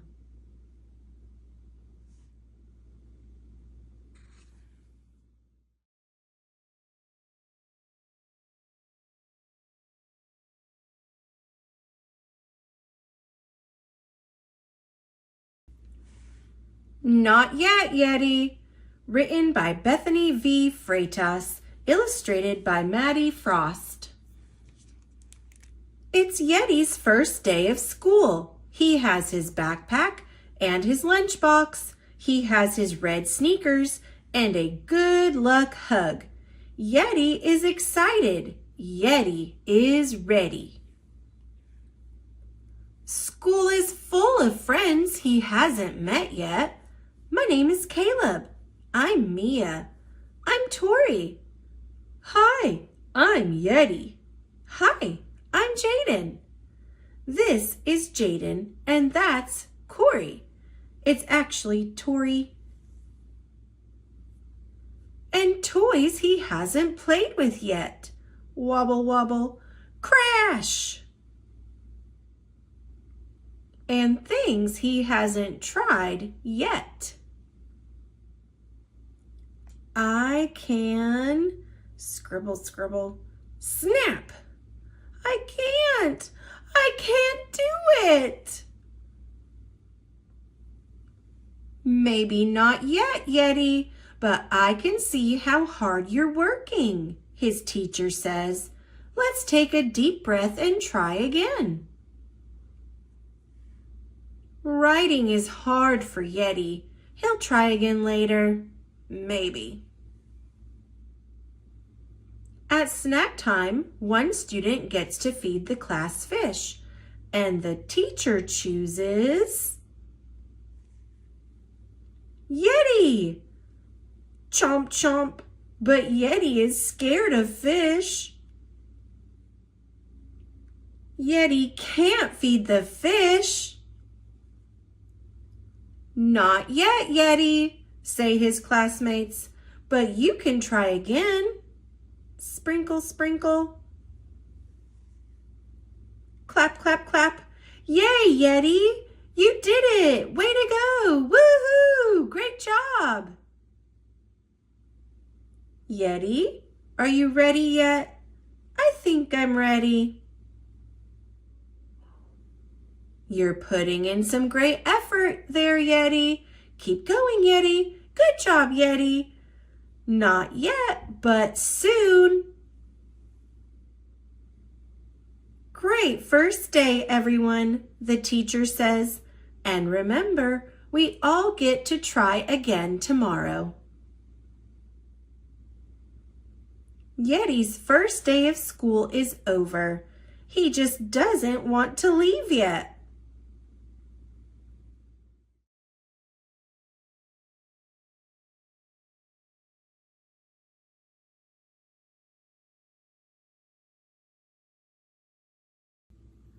Penguin Huddle by Ross Montgomery, illustrated by Sarah Warburton. The penguin pack played all day long at the frozen southern pole. Some went ice skating, some went fishing. The others juggled snowballs. And when the sun went down and stars filled the cold, dark sky, Penguin Huddle! The penguins squeezed and squished together so they stayed warm and cozy all night long. But one night, there was a storm that blew as hard as a herd of mammoths and froze the wind to the mountain. When the penguins woke up the next morning, they were stuck. The penguins pulled and puffed and shuffled and scuffled, but it was no use. They were frozen together like a giant penguin ice pop. From the middle of the huddle came a tiny voice. "Let's ask our friends to help," said Pipsqueak, the smallest of them all. The snow hares heaved and huffed, and the walruses pried and puffed, but they didn't budge one bit. What a penguin muddle! "What will we do?" cried the panicked penguins. "I've got an idea," said Pipsqueak. and he pointed to a place far, far away. The penguins set off across the great and gleaming ocean. They traveled by Iceberg Express, Albatross Airways, and Whale Rail, until finally they came to a shining city. "There's got to be someone who can help us here," said Pipsqueak. The streets were filled with thousands of different animals from all over the world. The penguins searched high and low for someone who could lend a paw, hoof, or flipper. But the baker's warm donuts didn't defrost them.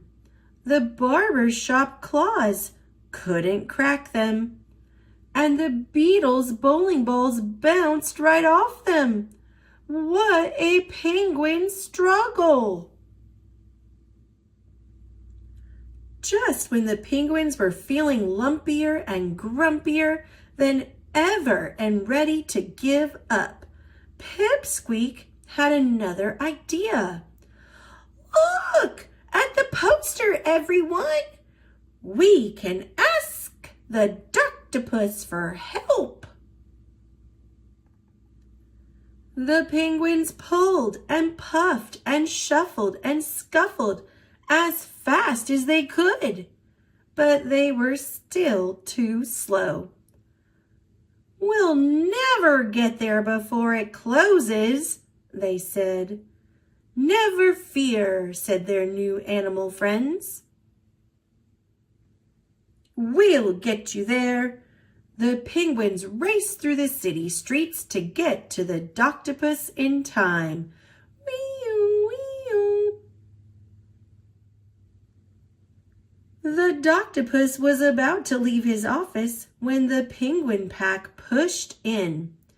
"You have to help us, Doc," the penguins cried. "We're frozen stiff." The octopus listened with a little smile as they told their story. "Bless my tentacles," he said. "I think you've solved this penguin puzzle on your own. The answer is right at your feet." The penguins couldn't believe their eyes. After all their adventures, their penguin huddle had melted into a penguin puddle. "We're free! Yippee!" they sang. But when the dancing was done, poor Pipsqueak wasn't happy anymore. "I loved our penguin huddle. We were squished and squeezed and lumpy and grumpy, but we were close too. And now that it's gone, I miss it." They made a penguin promise. "Whenever the night is cold," said one, "we'll always be here to keep you safe and warm." "Wherever you go," said another, "you will always have friends who can help you. We might not have our penguin huddle, but you can always have a penguin cuddle."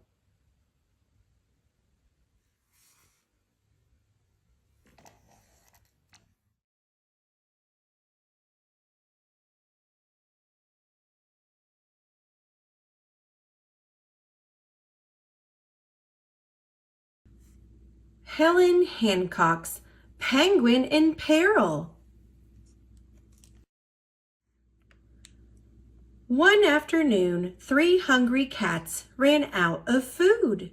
They searched the house high and low and found 3 gold coins. They set off for the grocery store. On their way, the cats passed a movie theater. A movie called The Fishy Feast was playing. They handed over the 3 gold coins and went in. Later that evening, the cats emerged from the movie. They had food on their minds more than ever, but the movie had given them a brilliant idea. Around the kitchen table, they formed a cunning plan. It would be the most brilliant robbery of all time. Soon they would have their own fishy feast. All they needed was a penguin. One dark night, they put their cunning plan into action. They entered the zoo with an empty sack and left with a penguin. Back home, the cats tried to tell the penguin the next step in their plan. They didn't speak penguin very well, but that didn't worry them for long. The next day, they set off on the fishing trip. The penguin began to sense that he was in peril. Anxious to get home, he made a break for freedom. The cats ran after him, but the penguin proved quite difficult to spot. They almost caught him on the subway. They almost caught him in a restaurant. But the penguin was always one step ahead. A little bird spotted the penguin in peril. The penguin told her that he wanted to go home. Luckily, she knew a secret way into the zoo. While the cats chased after the penguin, the little bird had a word with a friendly police officer. The penguin made his escape. He was home. Just in time for a fishy feast. And as for the cats, Daily News, Cat Gang foiled. Cats get gruel for life. Cunning plan foiled. Penguin not harmed. Cats receive gruel for life after kidnapping a penguin for big fish cartel. The penguin was found back at the zoo, unharmed but hungry for his fish supper.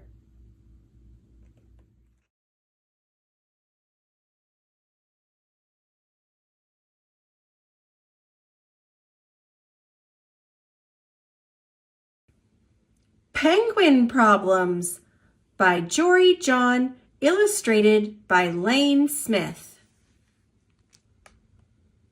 It's way too early. My beak is cold. What's with all the squawking, you guys? It snowed some more last night, and I don't even like the snow. It's too bright out here. I'm hungry. I'd like a fish. Where are all the fish? Hey, fish! Get out here! The ocean smells too salty today. I'm not buoyant enough. I sink like a dumb rock. It's way too dark down here. Brr! I said brr! Oh, great. An orca. Oh, great. A leopard seal. Oh, great. A shark. What is it with this place? I don't like being hunted. I'm still hungry, but my flippers ache. I waddle too much. I look silly when I waddle. See? I wish I could fly, but I can't. See? Everybody looks the same as me. I look the same as everybody else. Mom? I literally have no idea who you are. Dad! I literally have no idea what you're talking about. My name is Mortimer. I have so many problems, and nobody even cares. Excuse me, sir? What? Good afternoon. I sense that today has been difficult but low. Look around you, Penguin. Have you noticed the way the mountains are reflected in the ocean like a painting? Have you gazed upon the blue of that cloudless winter sky, my friend? Have you felt the sun as it gently warms your back? Have you simply stood with your penguin brothers and sisters and elders who adore you? Yes, some things are challenging out here. Yes, we all have difficult moments, from the walruses to the polar bears, from the whales to the penguins. But hear me now, my new friend. I wouldn't trade my life for any other, and I am quite sure you wouldn't either. I am certain that when you think about it, you'll realize that you are exactly where you need to be. Please think about what I've said, Penguin. Goodbye for now. Who the heck was that guy? Why do strangers always talk to me? Walruses don't understand penguin problems. Sigh. Okay. Maybe that walrus has a point. After all, I do love the mountains. And the ocean. And the sky. And I have friends and family. This is my only home. And this is my only life. Maybe things will work out after all. My beak is cold. It gets dark way too early.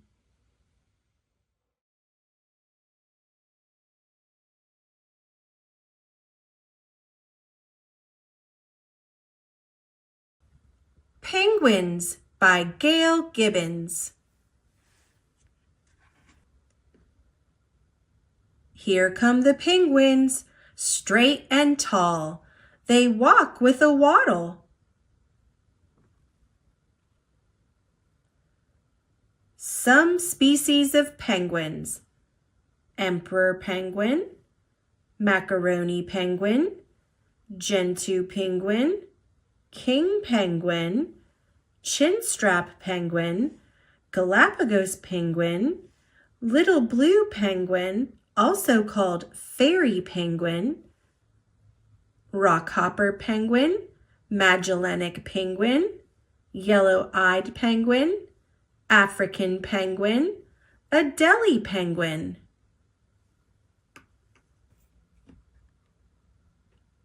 Penguins are birds that can't fly. They are powerful swimmers and divers.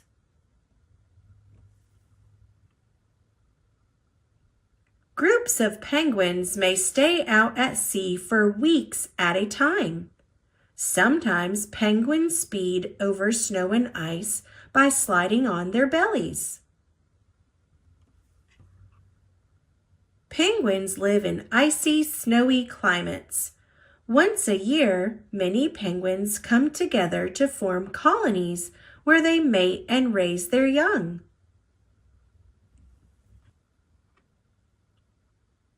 At this time of year, penguins build their nests, but the two biggest penguins, the emperor penguin and the king penguin, don't build nests. Soon after the nest is built, it is egg-laying time. The penguins fiercely guard the eggs and their nesting territory. emperor penguins lay only one egg. The egg is carefully kept warm by a flap on the male's belly. Emperor penguins, male penguin, brood pouch, egg. The male emperor penguins gather together in the cold, dark winter to keep themselves warm.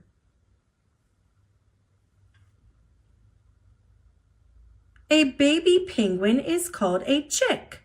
It is covered in gray, soft down. The mother has food in her belly. When the chick is hungry, the mother throws up or regurgitates food for the chick to eat.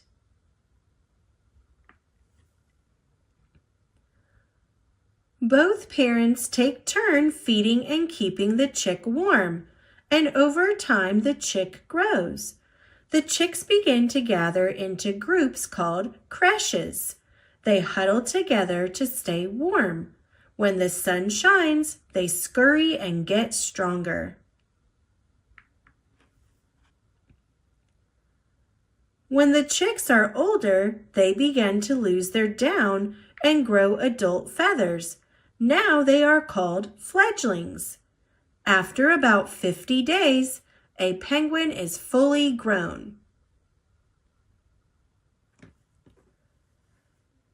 Webbed feet, leg, belly, breast, throat, beak or bill, eye, crown, neck, back, wing, tail.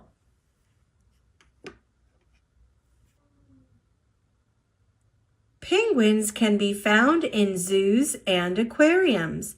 It is fun to watch penguins play.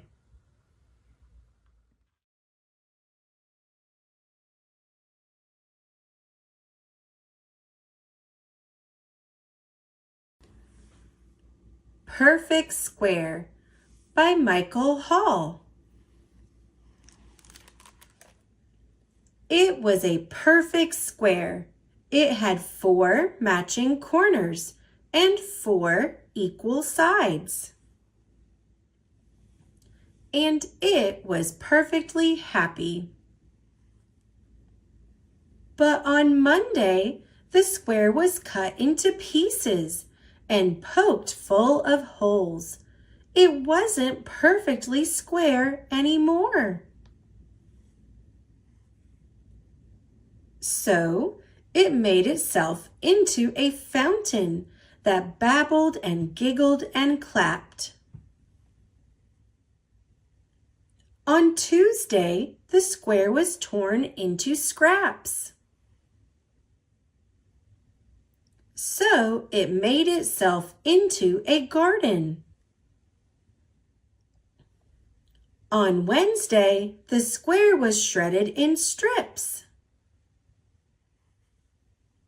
So it made itself into a park. On Thursday, the square was shattered.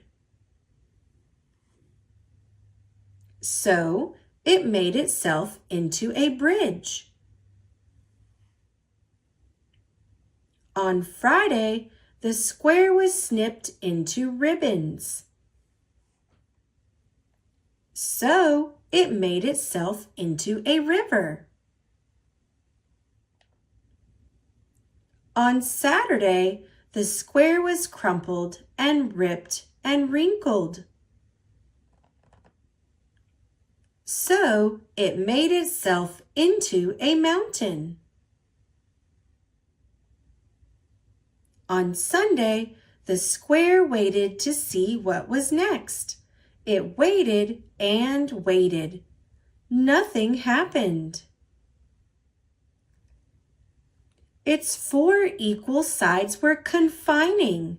Its 4 matching corners were rigid and cramped. So it made itself into a window that looked out on a mountain that gave birth to a river that was crossed by a bridge that led to a park that was home to a garden that had at its center a fountain that babbled and giggled and clapped.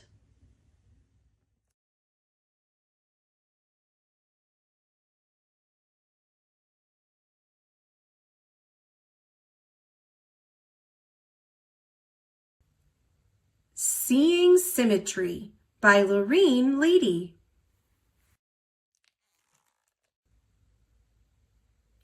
Butterfly wings have it. Triceratops had it. The word mom has it. When you know what to look for, it's easy to start. Seeing Symmetry. You might see symmetry in the yard, on a plate, flying by, in the sky, hiding out, in plain sight. So, what is it?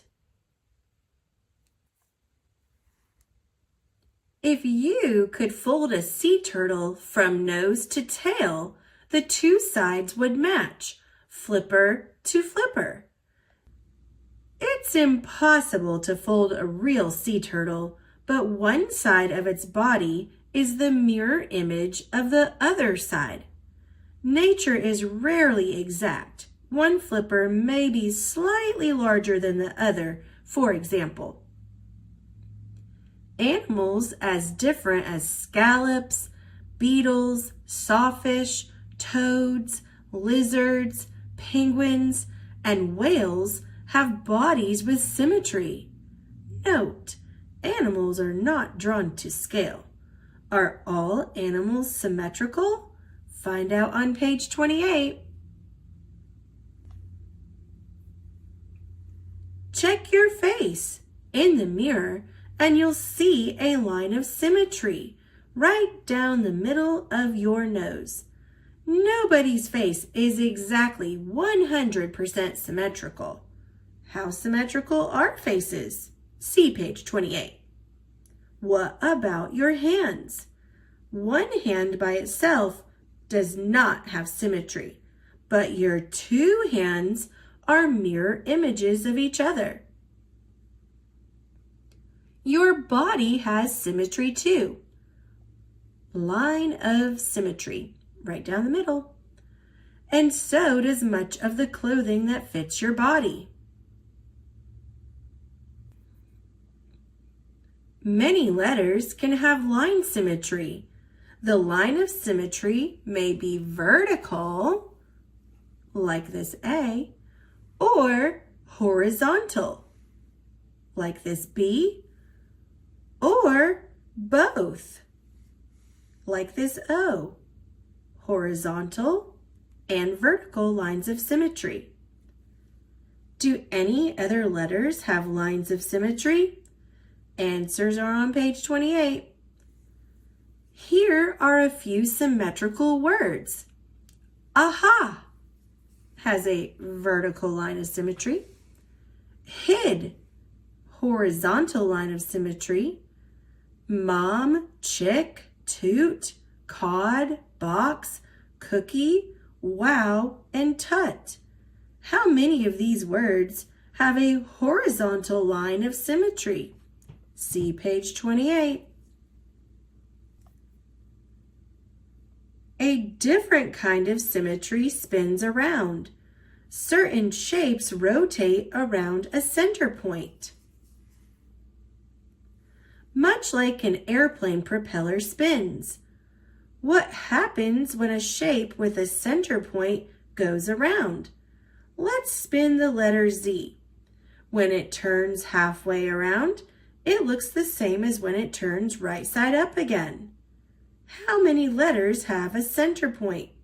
See page 29. See how the flower petals match up as the flower turns around? Start, match, match 2, match 3.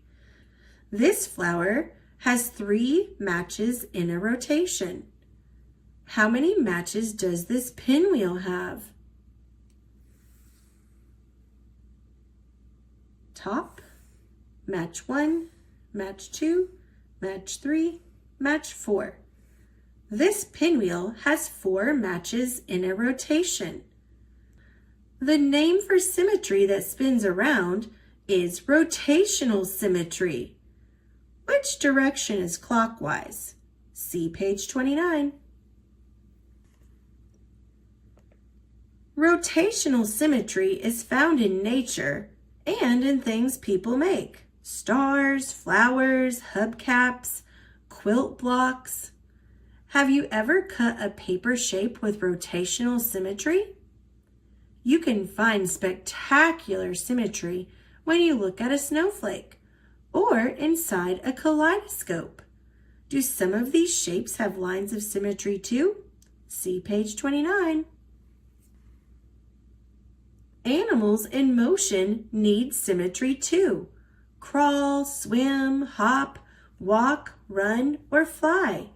Most animals move by using their legs, fins, or wings, which are mirror image pairs.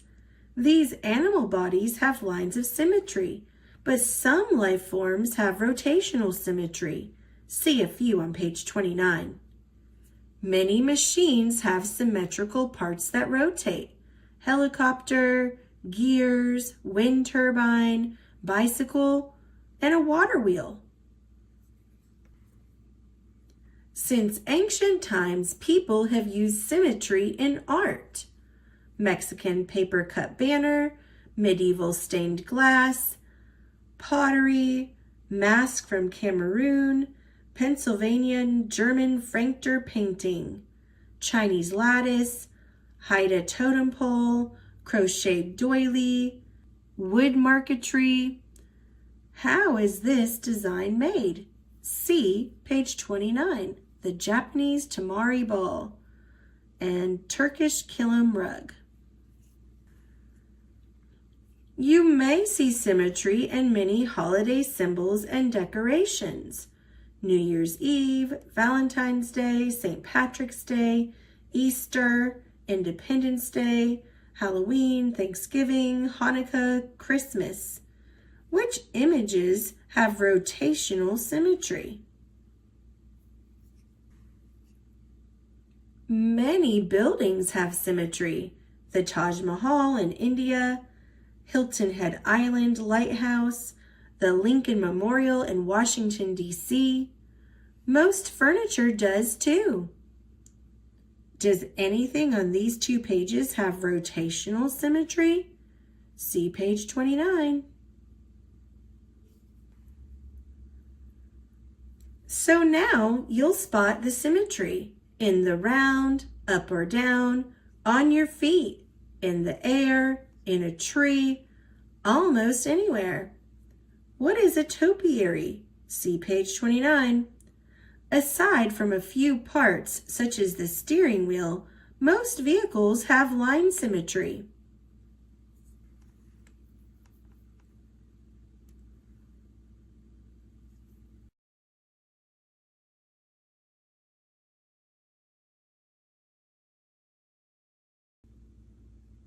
Shanti Keys and the New Year's Peas by Gail Piernes Davenport, illustrated by Marion Eldridge.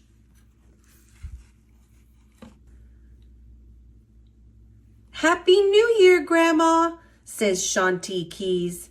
Mom said we'll eat lucky New Year's peas. Mercy, cries Grandma. I'm weak in the knees.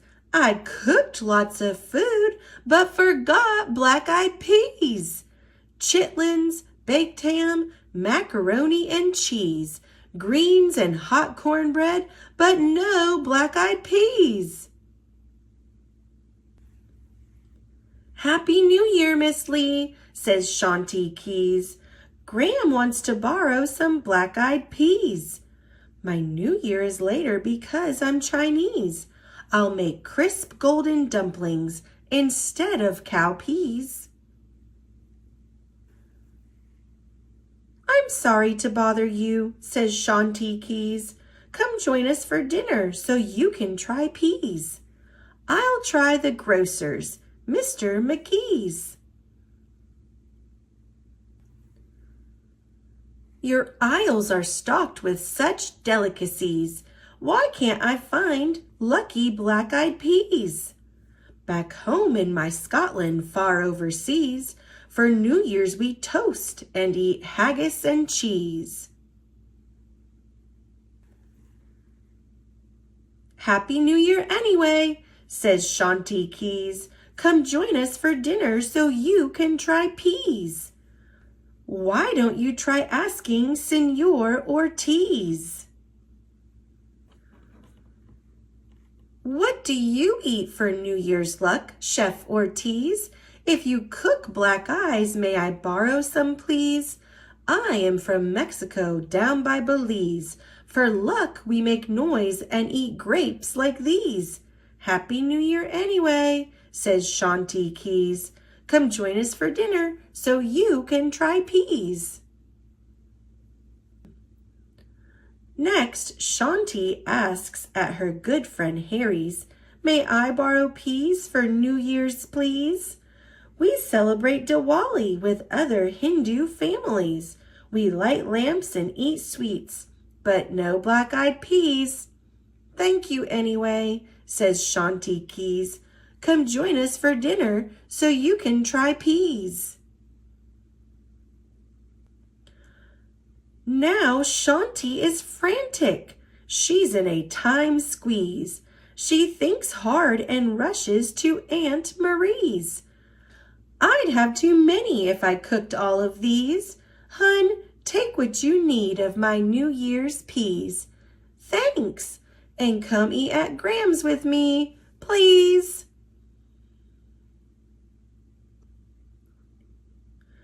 Grandma chops onions to cook with the peas. Auntie adds a coin for luck and a pinch of bay leaves. And Shanty cooks rice as Mom oversees.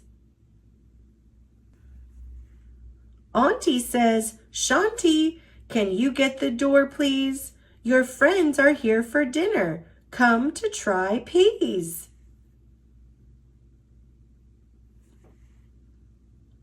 The peas are delicious. The whole group agrees. Happy New Year and thank you, Shanty Keys.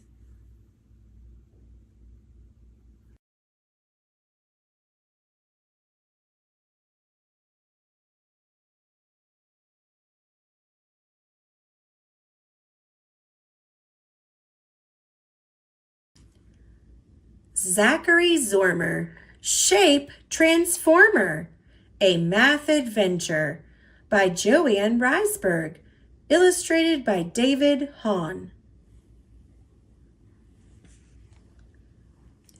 It was Friday, Zachary Zormer's favorite day of the week.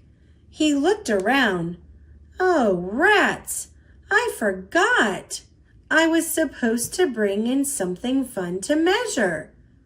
Zach sank down in his chair. Maybe Miss Merkel won't call on me. Tyler marched up to the front of the room and held up a photograph. My mom and I raised this orchid, he bragged. It grew a flower that was 8 inches wide, and I got first place in the state fair. We won the blue ribbon, and my picture was on the front page of the newspaper. As Tyler strutted back to his seat, all the kids leaned over to see the photograph up close. Zach slumped down further. I can't even grow mold on an old sandwich, he groaned. Yes, Zach? Miss Merkel asked. Do you want to go next? What? He hadn't meant to say anything. Zach shoved his hands into his pockets as he walked to the front of the room. He felt a dime, a pencil stub, and a folded up piece of paper he had meant to throw in the recycle bin. He turned to face the class. Everyone was looking at him. "I got it," he said aloud. Zach pulled the paper out of his pocket and unfolded it. Then he tore off one end. "This paper strip is only 8.5 inches long, but I can make it double its length." He twisted one end of the strip, then taped the ends together. Now it's 17 inches. The kids were used to Zach's jokes. "Yeah, right. What planet do you live on? No way." "I'll prove it to you," Zach said. "I'll draw a line down the center without lifting the marker. When I'm done, the line will be on both sides of the paper, and it will be 17 inches long." All the kids leaned forward to watch. "In a space station, where there's no gravity, I could make an exercise track shaped like this," Zach said. "That way, astronauts could run twice as far." The kids couldn't believe their eyes. Ms. Merkel told the class that the loop is called a Mobius strip. All around the room, kids began making their own one-sided loop. Zach sat down grinning. He thought to himself, "That was close. Next time, I'll remember to bring something in." At the back of the room, Tyler was scowling. Before long, it was Friday again. This time, Zach was ready. At least he thought he was. Rats, where is it? He searched all of the pockets in his backpack. He even turned the pack upside down and shook it. His picture frame was gone. Tyler waved his hand frantically in the air. He wanted to go first. "My uncle climbed the highest mountain in the world and found this 400-million-year-old fossil. Its perimeter is only 6 inches, but this little seashell fossil proves that the mountains were once under the sea. My uncle was going to give it to a museum, but he let me keep it." "Wow," said Zach. "The oldest thing I have is the banana at the bottom of my locker." As Tyler walked back to his seat, he announced, "I think Zach has something really interesting to show next." "Zachary?" Miss Merkel asked. The color drained from Zach's face. He had nothing, and Tyler knew it. Zach slowly got to his feet and took a deep breath. In his pockets, he found an oval rock, an empty gum wrapper, and a crumpled up hall pass. He'd lost his picture frame, but he had an idea. In front of the class, Zach pulled out the hall pass and smoothed it out. "This is a small piece of paper," he said. "It's about 4 inches long and 6 inches wide, so it has a perimeter of about 20 inches. He paused. "But I can make it big enough to walk through." Tyler laughed loudly, but everyone else looked curious. Zach picked up a pair of scissors. "I just have to fold the paper and make some cuts." When he put the scissors down, he shook the paper and it became a big zigzagging frame. Zach pulled the frame down over his head. The amount of paper is still the same, but now the edges are almost 5 times longer, he explained. "This is important because when I'm building a space station, I'll need to make the most of every material." The kids were silent at first.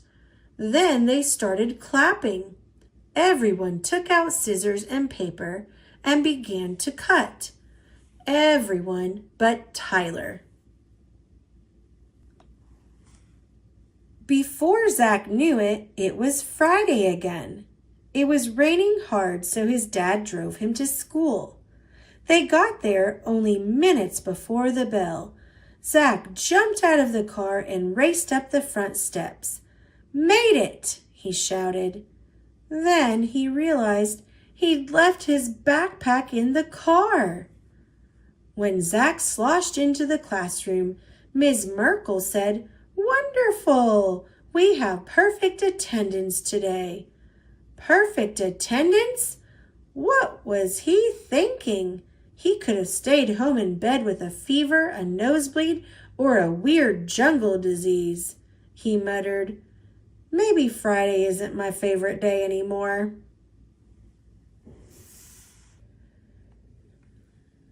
One by one, kids told about the area of a notebook, a library card, a CD case, and so on.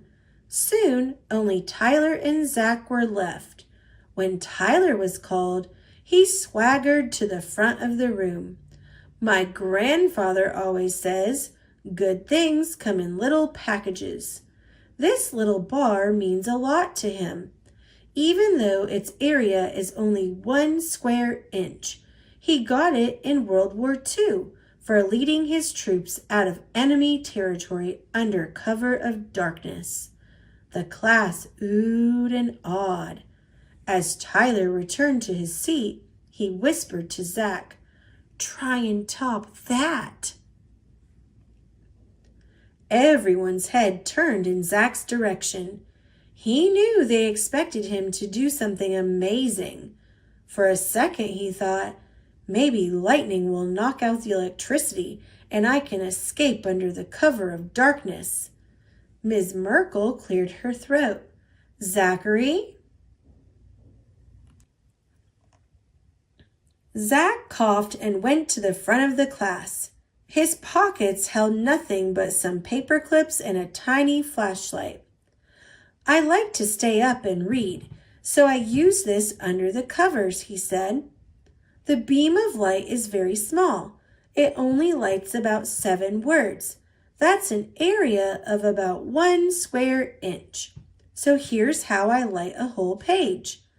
Zach turned off the lights. He pointed the flashlight at a paper on the bulletin board. The lit up area was very small.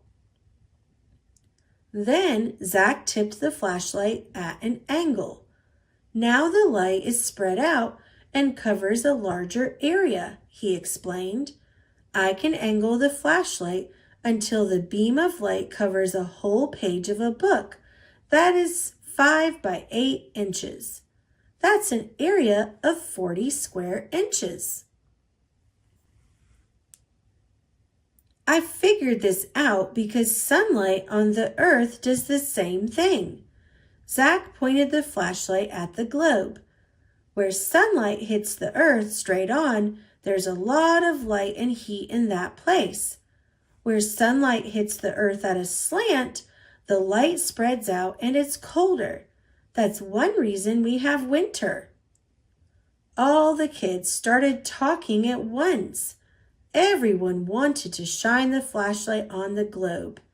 Everyone but Tyler. The kids were so busy talking that they didn't notice when Zach turned and walked over to Tyler. There was something he had to do. Zach took a deep breath. "Tyler?" Tyler scowled at him. "What do you want?" "I have to tell you a secret," said Zach.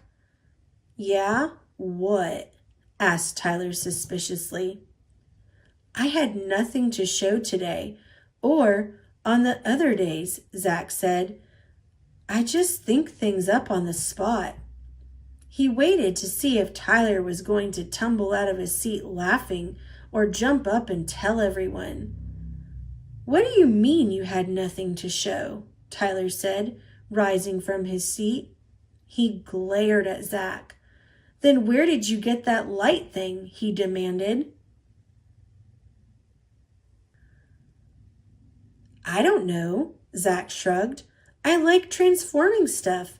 It's fun to change one thing into something else. And I'm always thinking of stuff I can do when I'm an astronaut. Tyler didn't say anything for a long time. Then, to Zach's surprise, Tyler said slowly, "The light thing was really cool. I read under the covers at night, too." "Yeah, it's the best way to read comic books," Zach agreed. "Especially Galaxy Warriors," Tyler added. "Yeah, that's my favorite," said Zach. "Listen," Tyler said, "can you show me how to draw one of those twisted tracks you were talking about?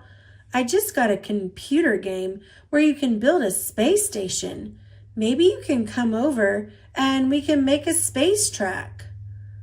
"A Mobius space track? Sure," Zach said. "We can draw it like this."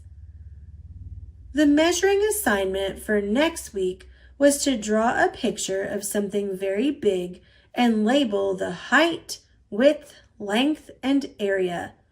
Zach knew just what he and Tyler would do, and he was certain of one other thing. Friday was still his favorite day of the week.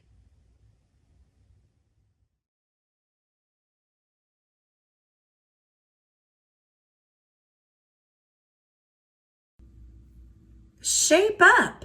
Fun with Triangles and Other Polygons by David A. Adler, illustrated by Nancy Tobin.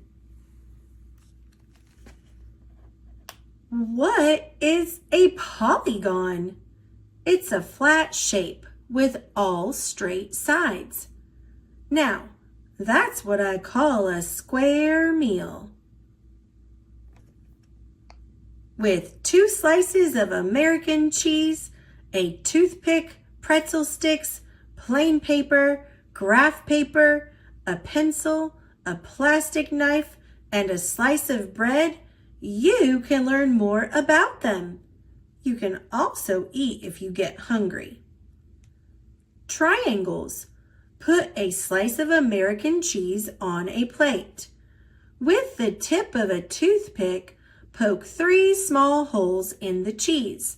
The holes should not be in a line.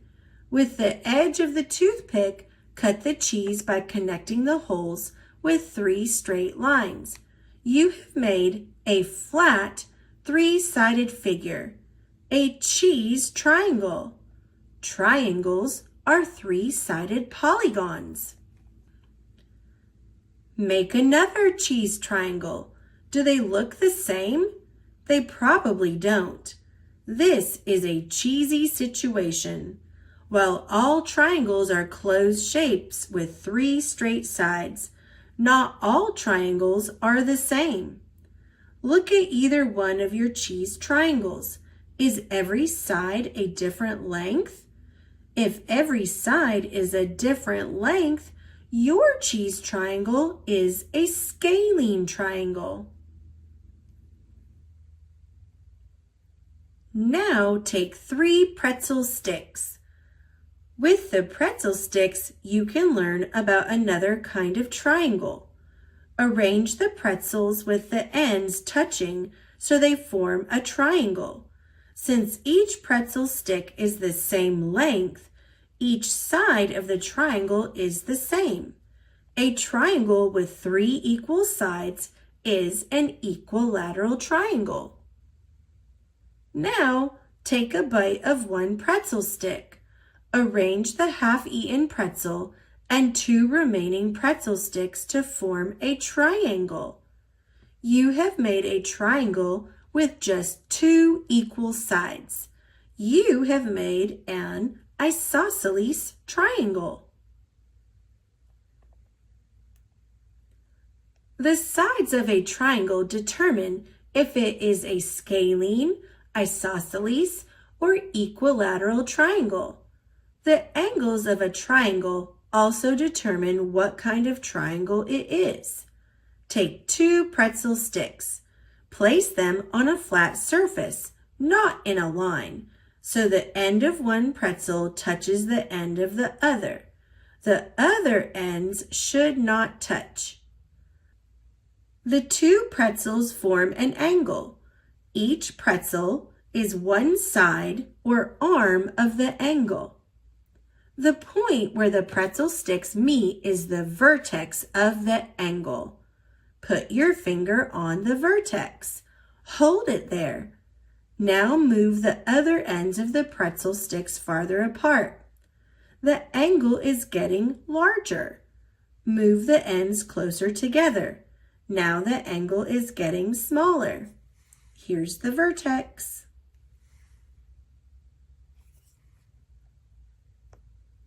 Now get a round sheet of paper.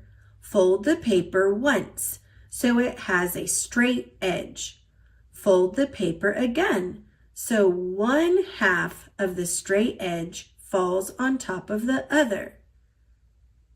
Where the 2 straight edges meet, they form an angle, a right angle. Draw some triangles on a sheet of paper. Each triangle has 3 angles. Use your paper right angle to measure the angles of the triangles you drew. If any angle you measure is also a right angle, that triangle is a right triangle. Do you see my point? If any angle is larger than your right angle, that triangle is an obtuse triangle.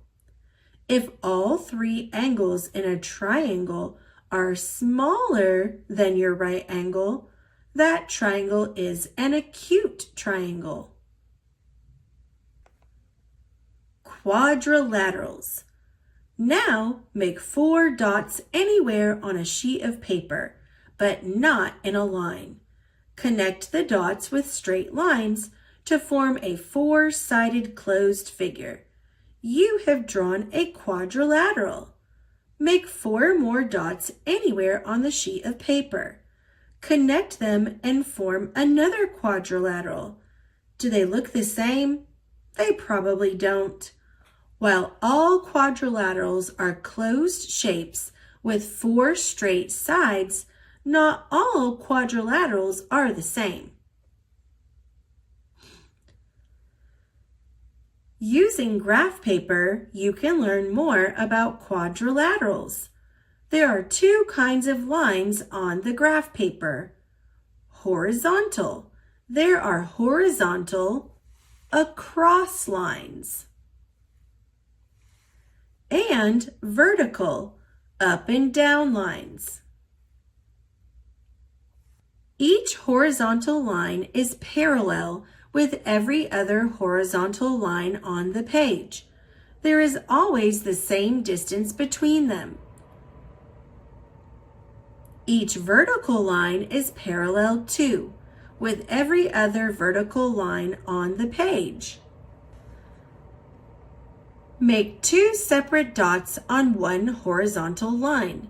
Then, on another horizontal line, make 2 separate dots a little farther apart from the first pair. Connect the dots and draw a quadrilateral. Since 2 sides of the quadrilateral are parallel, you drew a trapezoid. A trapezoid is a quadrilateral in which just one pair of sides is parallel. A quadrilateral in which both pairs of opposite sides are parallel is a parallelogram. Here is a special kind of parallelogram. Use your paper right angle to measure its angles. Each should be a right angle. It's a rectangle, a quadrilateral with 4 right angles. Take 4 pretzel sticks and arrange them with the ends touching to form a quadrilateral without right angles. Each pretzel stick is the same length, so each side of the quadrilateral is the same.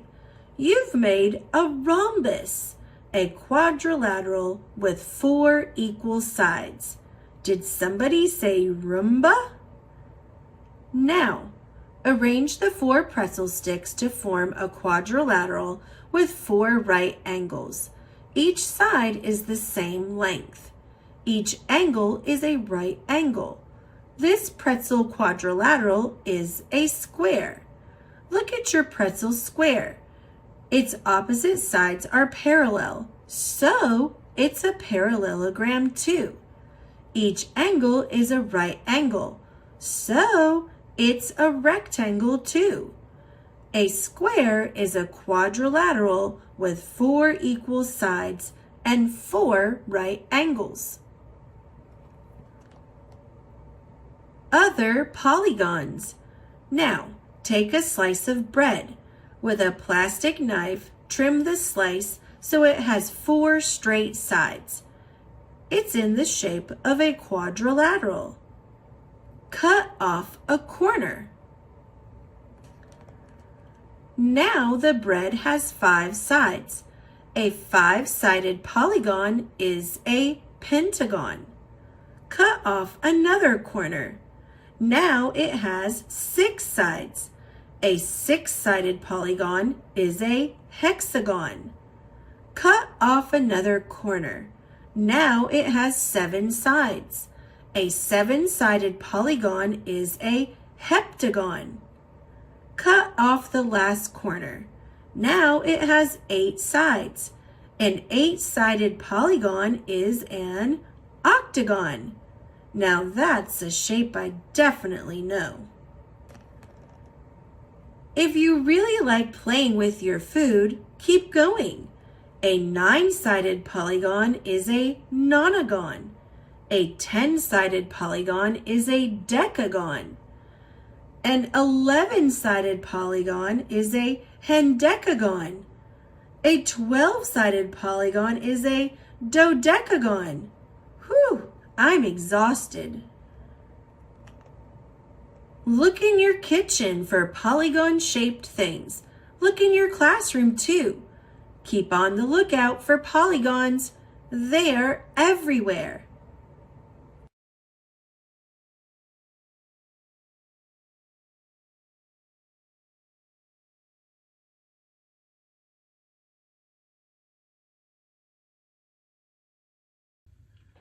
Snowmen All Year by Carolyn Buhner. Pictures by Mark Buhner. I love to build a snowman on freezing winter days, but when the sun is bright and warm, my snowman melts away.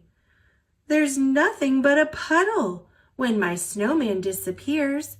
If only he were magic and could stay with me all year. I'd teach him how to fly a kite high above the trees. Then we would dig for pirate gold or sail the 7 seas. I know that he would love to see the tigers at the zoo. And at my birthday party, we would celebrate his too. We'd go on all the wildest rides at the amusement park. But best of all would be the fireworks lighting up the dark. On stormy evenings, I would play my favorite games with him.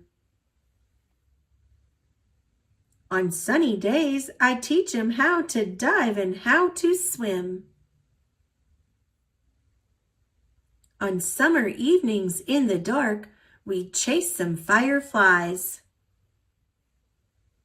Or sleep out in the quiet woods beneath the starry skies. At the beach, we'd play all day. He'd get very sandy. We'd trick or treat on Halloween and bring home lots of candy.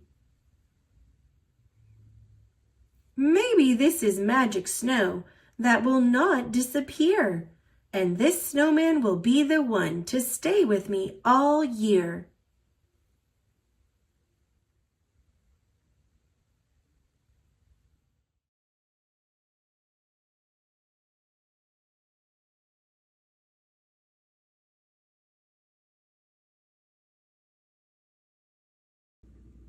Snowmen at Halloween. New York Times best-selling team Carolyn Buhner. Pictures by Mark Buhner. One autumn day, the air turned cold and it began to snow. We went outside and made some snowmen standing in a row. My sister had a box of dress-ups out for Halloween, and soon all those snowmen were the scariest we'd ever seen. We went off to a party and trick-or-treating too, then headed home in the dark when everything was through. As we passed our snowmen, I thought I saw one wink. Did they want to have fun too? Well, this is what I think. It's a dark and spooky night, but the snowmen aren't afraid. They'll follow one another in a Halloween parade. Gliding down the moonlit streets into the village square, beckoned by the twinkling lights and lanterns hanging there. They'll see lots of orange pumpkins heaped up in a pile. Every snowman gets to carve a very scary smile. They'll like playing all the games and fishing for a prize, and have their faces painted by an artist in disguise. Some bite into caramel treats, which give them gooey grins. Others bob for apples in the apple bobbing bins. For a coin, the fortune teller sees a snowman's fate. Will it be warm sun or snowstorms? They'll anticipate. Maybe they will wander through a maze made out of hay. Twisting turns and dead ends make it fun to find the way. Someone will be telling tales about a snowman ghost. I'll bet spooky stories is what snowmen like the most. If their Halloween's like mine, they'll want to trick or treat and head home with their buckets full of every kind of sweet. There'll be a lot of giggling on their way back home from town, and it'll take a while before those snowmen settle down. That's what I thought they'd do, but I guess I'll never know, because it warmed up overnight and melted down the snow. The dress-ups are in piles, but there's something in between. A snowman message just for us. Happy Halloween!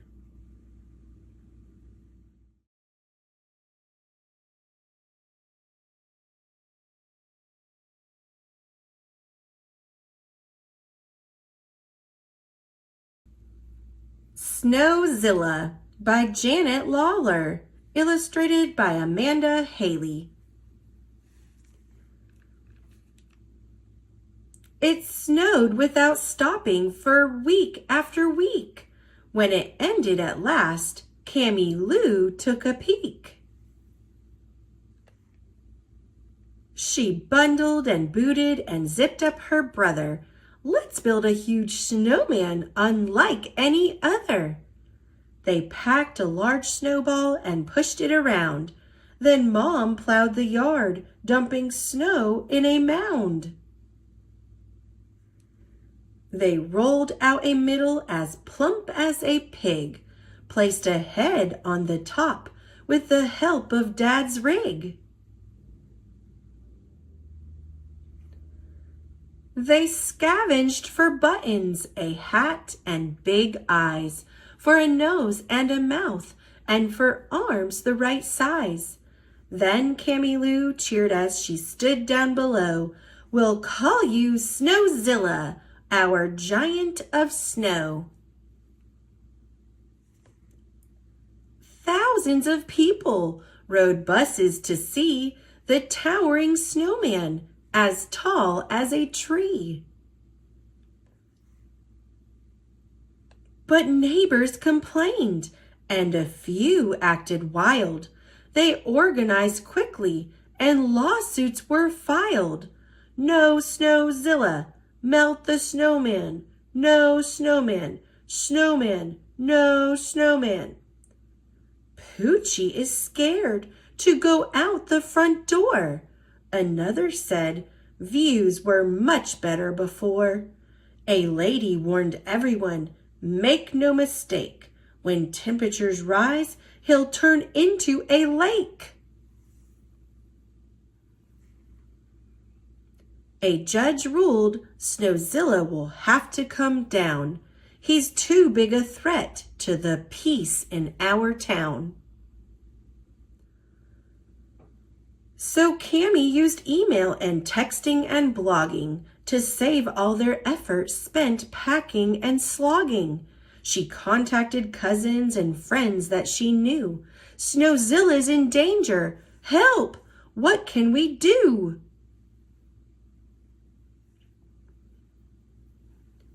At dawn the next day, a man backed up his truck and measured Snowzilla. "I think we're in luck." People brought lumber and scaffolding too, hot chocolate and muffins as snacks for the crew. Then Cammy, her brother, and other kind folks all labored together and told snowman jokes. They hoisted Snowzilla up just a few inches by using a forklift and pulleys and winches. Parading down Main Street, they stopped near the square. Cammy Lou pointed, "Please set him down there." The community garden was wide open space. He'd belong to them all in this perfect new place. Snowzilla was patted by dozens of hands, while everyone sang to the town's marching bands. Weeks later, the sun became hotter and bright. Snowzilla grew smaller and flowed out of sight. Cammy Lou waved, hardly shedding a tear. Because she had much bigger plans for next year. The Snowzillas.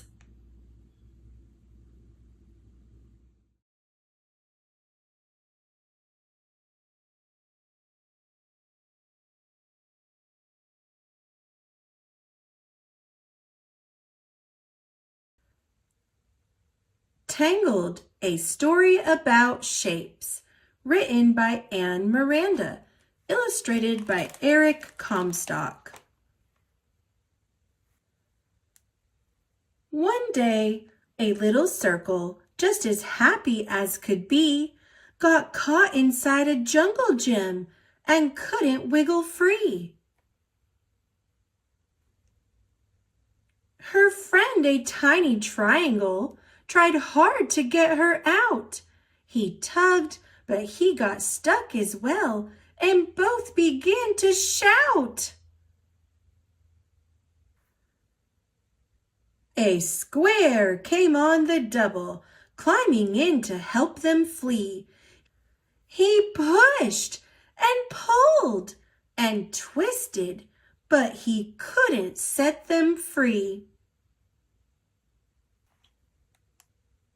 A rectangle ran over, and he offered them a hand. He tumbled toward the jungle gym and landed in the sand. A Slim Ellipse, who saw them, was the next to shimmy through. But when he tried to get them out, he got entangled too. A cone directed traffic. As the points began to flock, the stars all congregated, and the cubes went round the block. The Pentagon parade arrived and did their very best, but every single one of them was captured with the rest. A trapezoid photographer took pictures of the scene. A parallelogram felt sick and turned a little green. What a horror! What a mess! The shapes could not untwine. Then, rushing to the rescue, came a straight and narrow line. She looked at every space and every curve and every angle. She had a clever plan that would undo the messy mangle. She pleaded with the other shapes for them to volunteer. Out stepped a perfect prism and a solid-looking sphere. The plan was made. The sphere would jump upon the count of 3, and polygons who heard the scheme applauded it with glee. Everybody held their breath. The sphere rolled up and hopped. The prism and the line held tight, and out the circle popped. Their lever worked a miracle, and all the shapes were saved. What a clever little line! A tetrahedron raved. The line convinced the jungle gym to make her spaces wider, so little shapes would not get trapped or tangled up inside her. The circle's playing happily with her untangled friends. This geometric tale's unwound, and now the story ends.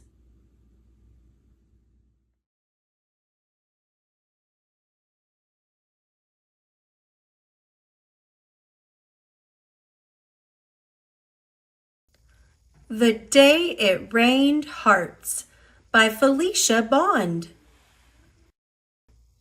One day it started raining hearts. And Cornelia Augusta caught one. She caught another. And another. It wasn't very hard, so she caught some more. It must be getting close to Valentine's Day, she thought, and she set to work making valentines. The hearts she caught would make perfect cards. Cornelia Augusta saw that all of her hearts were different. She looked at each one from the front and the back and the side and decided which ones would be just right for each of her friends. She found 7 that were more or less alike and strung them together with a needle and thread. I know just the right person for this one, she thought. Then Cornelia Augusta took an especially handsome heart and pasted it on a piece of paper. In the center of the heart, she glued a cotton ball, one that was very white and very soft, and she knew instantly who this card would be for. Cornelia Augusta had 8 hearts left. On the largest one, she drew circles and then very carefully cut them out. The other hearts were so small. She arranged all of them on one piece of paper. Around the hearts, she painted patterns of many colors. Then she folded her design in half. There was no doubt in her mind who would receive these. Cornelia Augusta put a stamp on each of her valentines and mailed them. It never rained hearts again.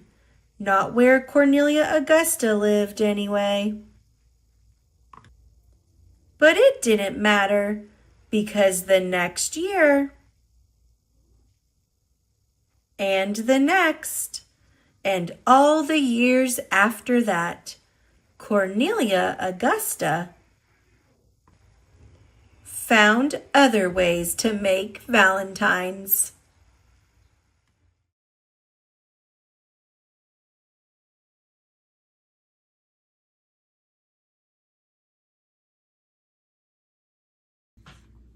The Greedy Triangle, written by Marilyn Burns, illustrated by Gordon Silveria. Once there was a triangle that was, as most triangles are, always busy. The triangle spent its time holding up roofs, supporting bridges, making music in a symphony orchestra, catching the wind for sailboats, being slices of pie and halves of sandwiches, and much, much more. The triangle's favorite thing, however, was to slip into place when people put their hands on their hips.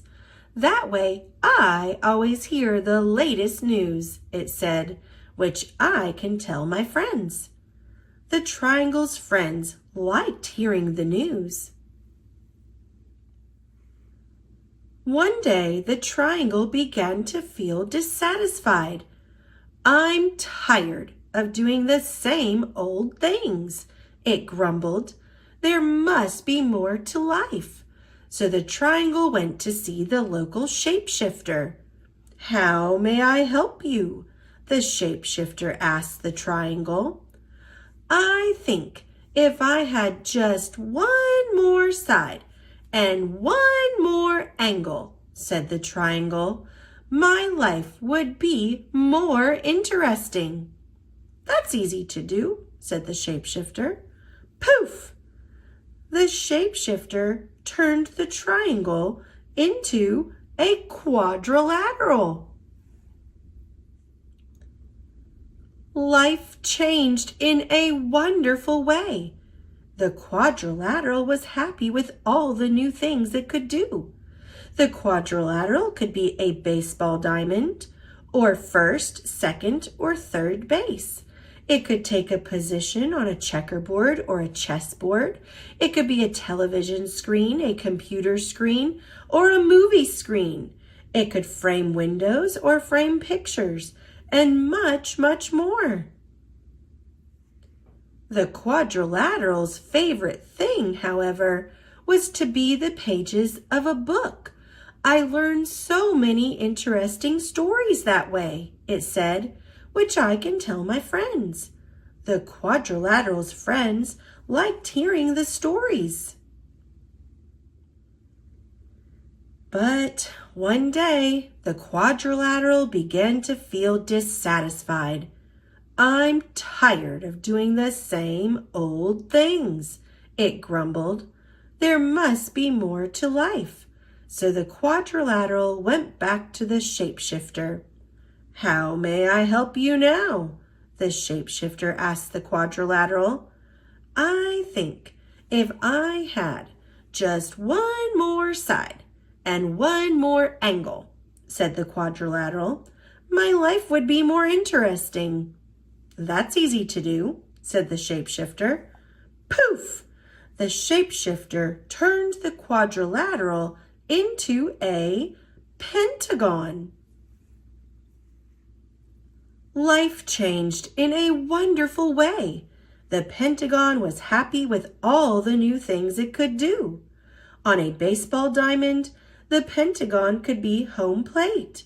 It could be a section on a soccer ball or appear inside whenever someone drew a 5-pointed star. The Pentagon's favorite thing, however, was to be the headquarters of the United States military near Washington, D.C. I hear all the top secrets that way, it said. It's too bad I can't tell them to my friends. The Pentagon's friends couldn't help feeling left out. After a while, time seemed to pass slowly for the Pentagon, and it became dissatisfied. I'm tired of doing the same old things, it grumbled. There must be more to life. So the Pentagon went back to the shapeshifter. So, you're here again, the shapeshifter said to the Pentagon. Now what would you like? I think if I had just one more side and one more angle, said the Pentagon, my life would be more interesting. That's easy to do, said the shapeshifter. Poof! The shapeshifter turned the Pentagon into a hexagon.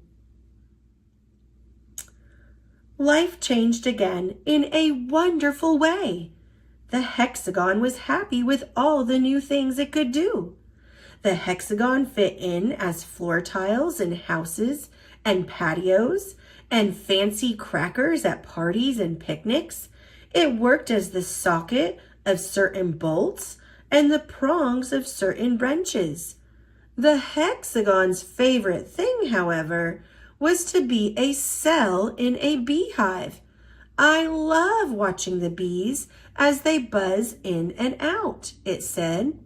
The hexagon spent so much time in the beehive, it was too busy to talk to its friends. The friends missed the hexagon and couldn't help feeling ignored. Again and again, the shape became restless, dissatisfied, and unhappy with its life. Again and again, it returned to the shapeshifter for more sides and more angles. The shapeshifter agreed to turn it into one shape after another.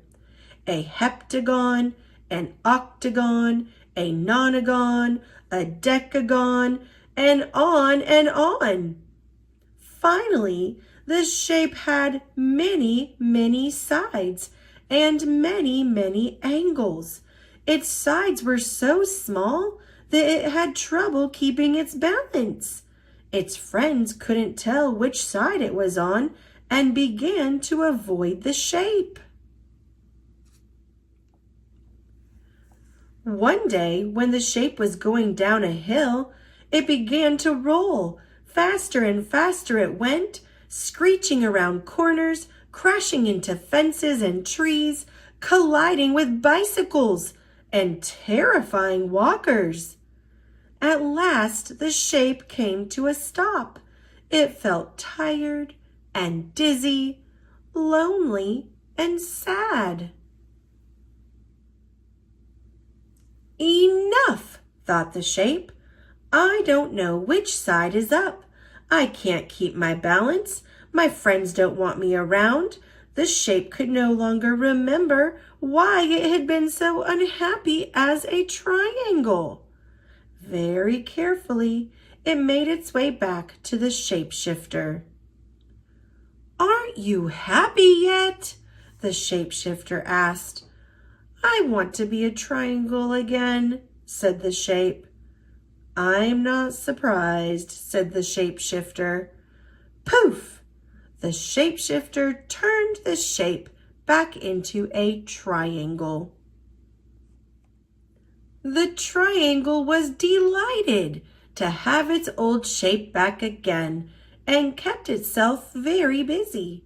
Once again, It held up roofs, supported bridges, made music in a symphony orchestra, caught the wind for sailboats, became slices of pie and halves of sandwiches, and much, much more. Still, the triangle's favorite thing was to slip into place when people put their hands on their hips. That way, I always hear the latest news, it said, which I can tell my friends. Its friends liked hearing the news and were glad the triangle was back in shape again.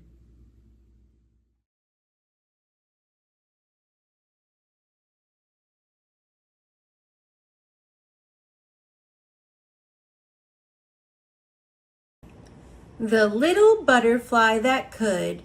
What if I can't? By Ross Barak. Where are the flowers? Hey, have you seen a group of migrating butterflies? They went that way. Woo! I'm so close. Yeah, only 200 more miles. 200 miles? How am I supposed to travel that far? You fly. Can I take a plane? No. A hot air balloon? No. A blimp? No. Then I'll never make it. Oh, life was so much simpler as a caterpillar. Me. I easily built a chrysalis. Chrysalis, I'm inside. Patiently waited to become a butterfly. Ta-da! Then began my journey with friends to find flowers. But then things got cloudy. When I emerged, I was lost and alone. You'll get there 1 mile at a time. But what if I get lost again? Or caught in a storm? What if a snake tries to eat me? Or a lizard? Or a bird? Or a dragonfly? Or a frog? Or a spider? Why does everyone think I'm so delicious? The big book of things that eat butterflies. We all get scared. Even you? You are the biggest creature in the ocean. But the ocean is bigger. Sometimes I get butterflies in my stomach too. Whoosh! What are you doing? I'll just stay in here with the other butterflies.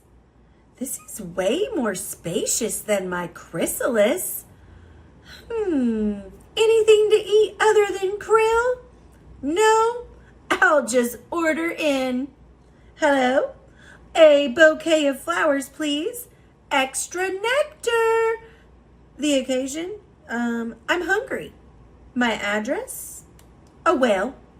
Click. Hello? Hello? Wait! Can't I just live in your stomach forever? No. How about a 1-year lease? No. You have to keep trying. Right. Keep trying. 200 miles. No problem. Getting closer. I can smell the flowers. How far did I fly? 2 feet. 2 feet? That's it? All I smell is failure. Don't give up. Keep trying. Right, right. Keep trying. Nothing can stop me except the wind. Splat! Right back where I started. I'll never get there. You're just not there yet. Believe you can. Wow. Okay, believe you can do it. You were born to fly. I was born to cry. The only thing you have to fear is everything. If at first you don't succeed, stop trying. No, if at first you don't succeed, fly, fly again. Go find your way. I got this. Stay on track. Poof. Wind at my back. Don't get eaten. Keep trying. Keep flying. Keep trying. 200 miles later. I did it! You found your way. You know, there's nothing I can't do when I believe in myself. I could fly 1,000,000 more miles. That's great. Now eat up before we go dormant. Dorma what now? You know, stay still all winter. Right, right. Stay still all winter. No problem. How long is winter?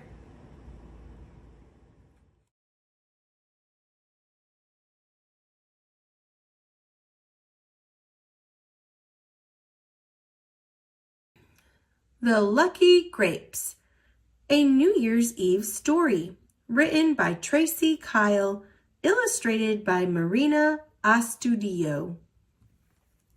Tonight there is a celebración for New Year's Eve. Rafa has been counting down the hours till they leave. Mommy says he's old enough to finally stay up late. Poppy says the plaza has a show that's worth the wait. Ding dong, Rafa jumps. Everyone is here. The family has gathered for the last day of the year. Tio cries, Sorpresa! Tiny grapes without the seeds.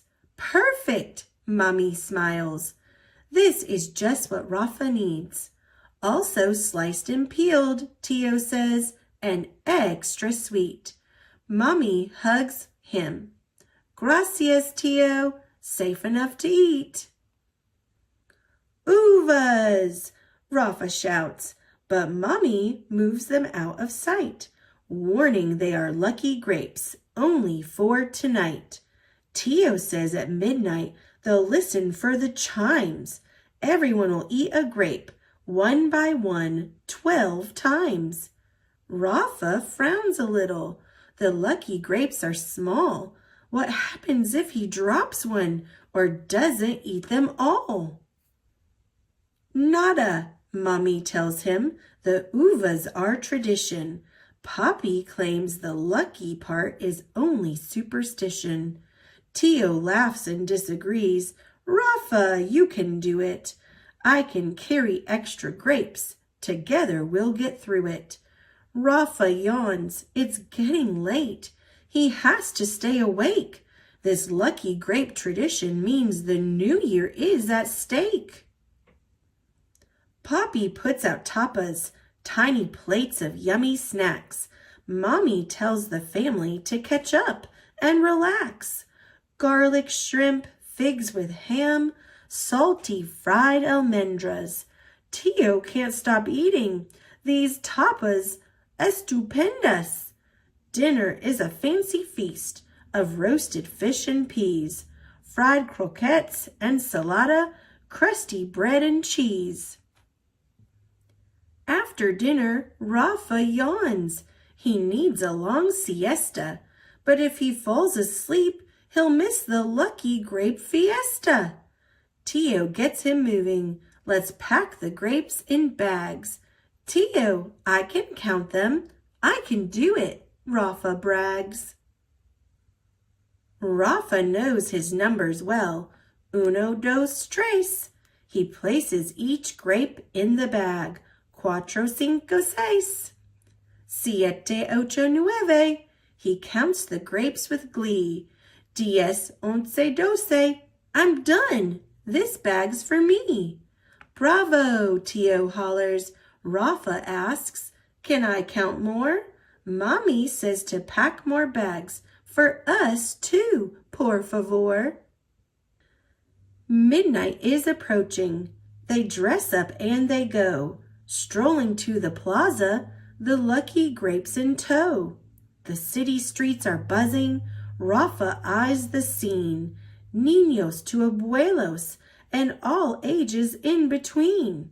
Merry music mixes with the honking horns of cars.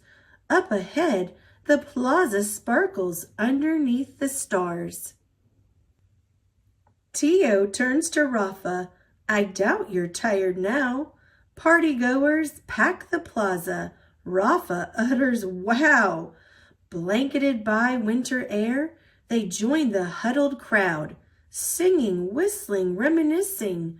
New Year's Eve is loud. Poppy places Rafa on his shoulders. Hold steady. Listen for the warning bells. Then get ready. Staring at the ticking clock with pure exhilaration, Rafa joins the countdown as they start the celebration. Ding dong, ding dong, ding dong, ding. Rafa eats the lucky grapes, one for every ring. Feliz Año Nuevo! Fireworks non-stop. Boom, bang, zoom, hiss, crackle, whoosh, pop. Lit up like a glow stick as he soaks up the display. Rafa joins his family. They hug and shout Olé. Rafa throws confetti, and yet he can't believe he's nestled in the plaza celebrating New Year's Eve. Rafa yawns a little, but still he beams with joy. He stayed up late. He ate the grapes. He's such a lucky boy.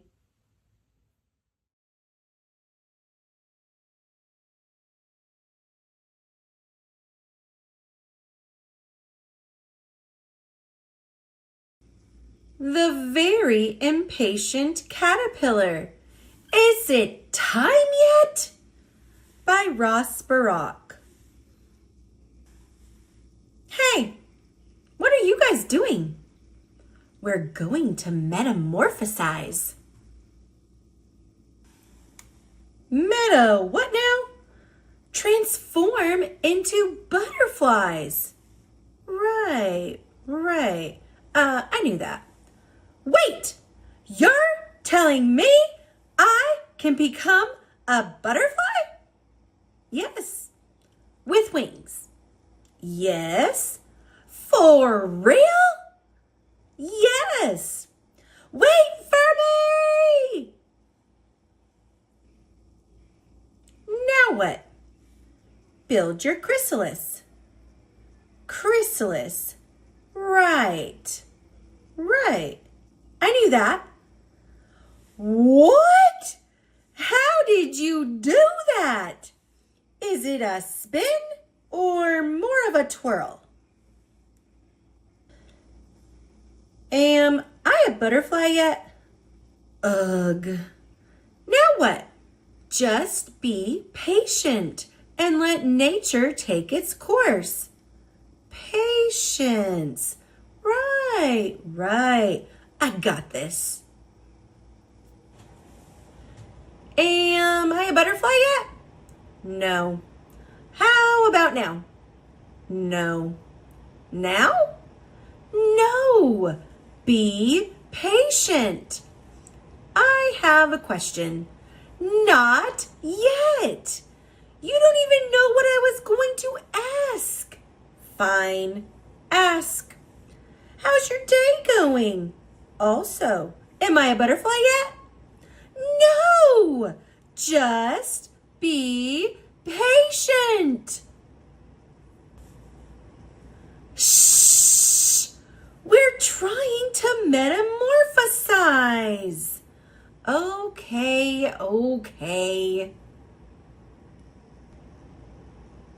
Obviously, I know this, but do you know how long this takes? 2 weeks. Right. 2 weeks. 2 weeks? Oh, what am I going to do in here for 2 weeks? Can I get a comic book or something? What if I need the bathroom? Anyone want to play a game? What if I want a snack? Hello? 2 pizzas, please. My address? A chrysalis. Click. Hello? How long have I been in here? It's still day 1. This is taking forever. That's it. I feel metamorphosized. Enough. Look out, world. Feast your eyes on this beautiful butterfly. How do I look? Transformed. Time to spread my wings and fly. Wait! Flap, flap, flap, flap, flap. Where are my wings? Splat!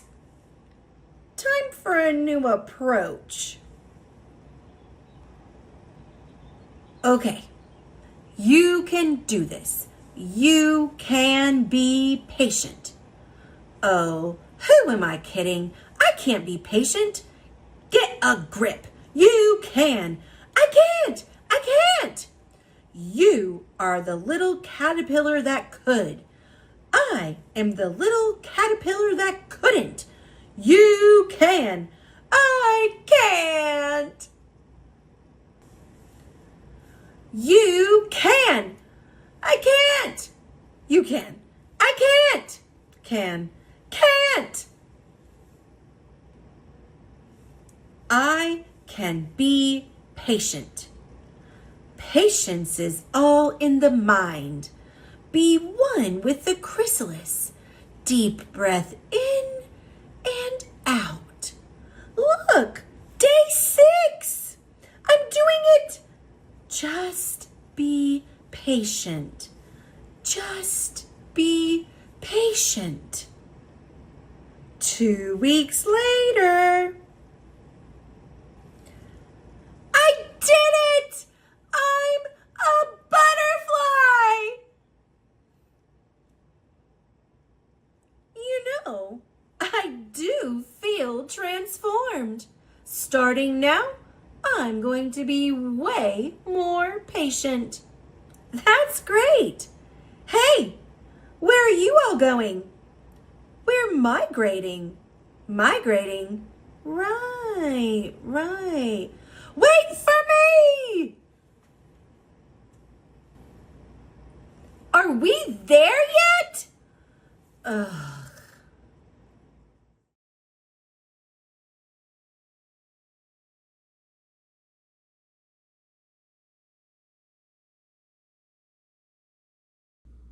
Tractor Mac Saves Christmas by Billy Steers.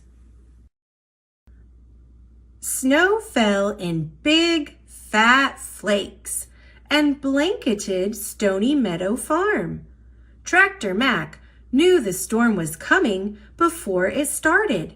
He had seen the halo around the moon the night before, and Farmer Bill had attached wheel weights tire chains, and the bucket loader for plowing. Mac could see many different types of footprints in the fast-falling snow. He noticed small bird tracks and the larger tracks of Carla the chicken and the other hens. "We're heading to the coop," clucked Carla. "It's getting too deep." Mac used his big treads to make a tire track path for his friends. Mac saw the tracks of the sheep in the snow. "It's going to get much deeper," a voice said. It was Sam the ram. "They may have to cancel the town tree lighting tonight," he continued, shaking the snow from his horns. "How could they cancel the tree lighting?" Mac asked. "What would Christmas be without it?" He remembered the carols and the hot cocoa and the gingerbread treats that were always part of the event. "The snow is falling too fast," said Sam. "If they can't clear the roads, people won't be able to make it to the town center." Mac could see the snow had already reached the bottom rung of the fence. "Moo," called Margot the cow. "I'm worried about Sibley. Farmer Bill harnessed him up hours ago so they could fetch the town Christmas tree from the tree lot. I haven't seen them head toward town yet." "I bet the snowman has turned them into snow sculptures," said Goat Walter. "Haven't you heard that snowmen come to life during blizzards?" "Oh, phoo, Walter," grunted Margot the cow. "Every time there is a rumble of thunder or a hint of snow, you think something bad is lurking out there." "There is something lurking out there," cried Walter, "and it's coming closer." Everyone strained to see through the blinding snow. "Hello, Mac," Farmer Bill said. Tractor Mac smiled with relief. "Poor Sibley's tuckered out and stuck in the snow," Farmer Bill said. "I've grabbed some blankets and supplies. If we hurry, we can rescue him and save the tree lighting ceremony." Swoosh, whoosh, went the blowing snow. Tractor Mac moved slowly through the thick drifts. Snow packed tight around his wheels, and he could barely feel the road beneath his tires. Farther along, they came upon the town fire truck, wedged in a gully. "We have lights and decorations for the tree," said the volunteer fireman. Scoop, push, dump. Mac dug the fire truck out. "Thanks, Mac," said the fire truck number 3. "I felt a little silly being a rescuer, needing rescuing." Closer to town, they found a school bus unable to move. "We were taking families to the tree lighting," said the bus driver. Farmer Bill shared his blankets with the passengers and scoop, push, dump, Tractor Mac freed the bus from the snow. As Mac and Sibley, with the big tree, made their way to the center of the town green, people gathered around with shovels, brooms, and warm food. Paper bags with glowing candles helped guide them. Everyone cheered as the beautiful evergreen was hoisted up, decorated, and lit. People sang carols, and there was hot cider, hot cocoa, and cookies and cakes for everyone. The lights reflected off the waning snowstorm, and calm filled the night. Sibley declared, "I think we will always remember this year as the one when Tractor Mac saved Christmas."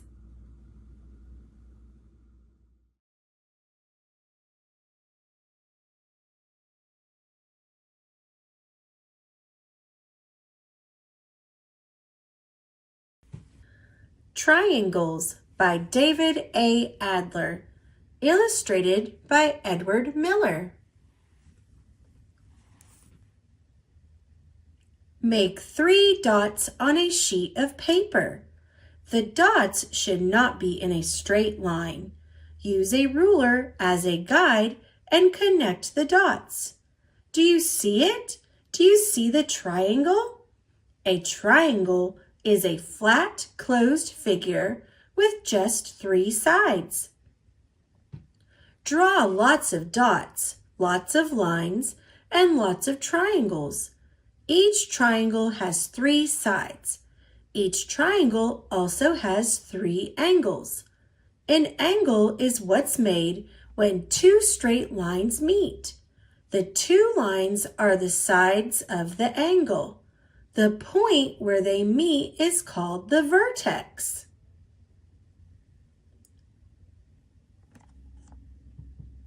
Look around this room. There are lots of lines. Do you see lots of angles? Do you see lots of triangles? Angles and triangles are everywhere. Angles have names. The name of this angle is ABC. The name of this angle is LMN. 3 letters are used to name an angle. The center letter is always the vertex. Here's an analog clock with 2 hands, an hour hand and a minute hand. At noon, both hands point to 12. As the time passes, the minute hand moves quickly around the dial. The hour hand moves more slowly. The 2 hands form an angle. Do you see it? Do you see the angle made by the clock's 2 hands? As the hands move, the angle changes. As the minutes pass, the distance between the 2 hands of the clock gets greater. The greater the distance between 2 hands, the larger the angle. The size of an angle is measured in degrees. Angle ABC is 45 degrees. Angle DEF is 90 degrees. Angle GHI is 135 degrees. This tool is called a protractor. It is used to measure angles. This symbol means angle. This symbol means degrees. Angles go from 0 degrees to 360 degrees. Every circle has 360 degrees. An angle that is less than 90 degrees is called an acute angle. Triangle experiment. Cut out a triangle, any triangle. Now tear off the angles, the corners of your triangle. Lay them side by side so the 3 vertices touch. The 3 angles together add up to 180 degrees. They form a straight angle. The 3 angles of any triangle always add up to 180 degrees. An angle that is exactly 90 degrees is called a right angle. You see right angles at the corners of every square and rectangle. An angle from 90 degrees to 180 degrees is called an obtuse angle. An angle that is exactly 180 degrees is called a straight line. An angle from 180 degrees to 360 degrees is called a reflex angle.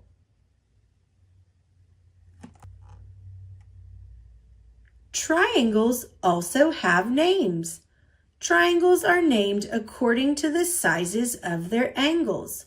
Here are lots of triangles. All three angles in triangle ABC are acute angles. Triangle ABC is an acute triangle. One angle in triangle DEF is a right angle. Triangle DEF is a right triangle. One angle in triangle XYZ is an obtuse angle. Triangle XYZ is an obtuse triangle. Triangles are also named according to the relative length of their sides. Here are lots of triangles. Do you see a triangle in which all three sides are the exact same length? That's an equilateral triangle. Look at the angles of the equilateral triangle.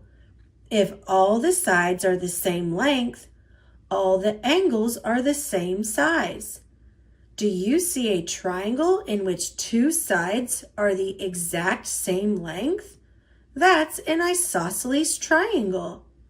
In an isosceles triangle, the angles opposite the two equal sides are also equal.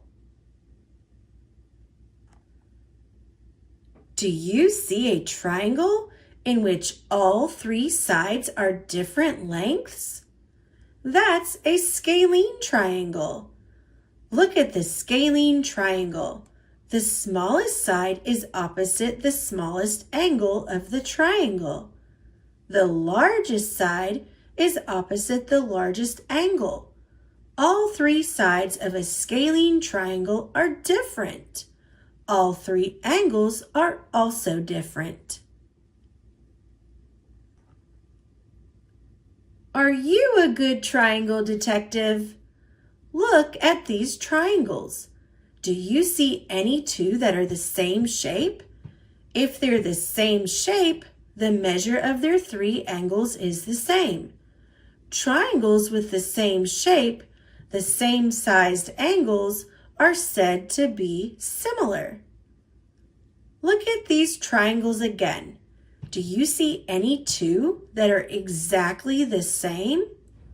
Triangles with angles and sides that are the same sizes are said to be congruent.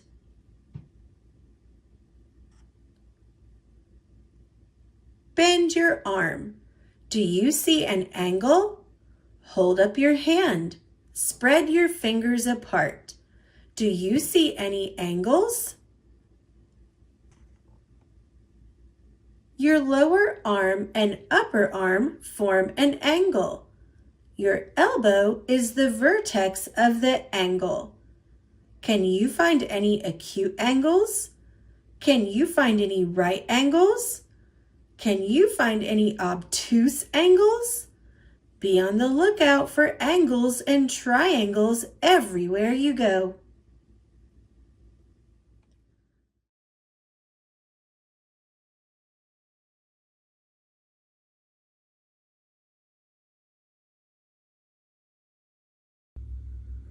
Yetis Are the Worst by Alex Willen.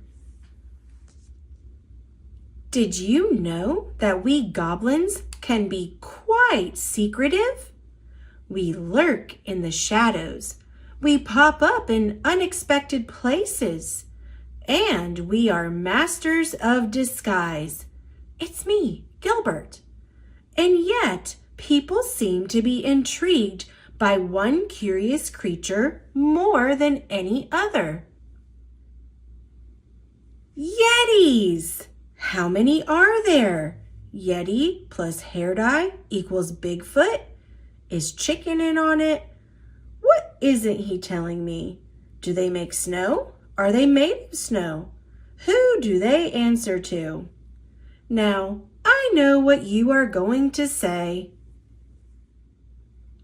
Yetis are so cool and mysterious, etc., etc. But Plenty of things are just as mysterious as Yetis. Most mysterious things. Like the tooth fairy. What does she do with all of those teeth? Gnomes. How do they keep their hats so pointy? Peanut butter and banana sandwiches. Bread plus peanut butter plus banana equals deliciousness. Why are they so tasty? And of course, goblins. How are they so clever?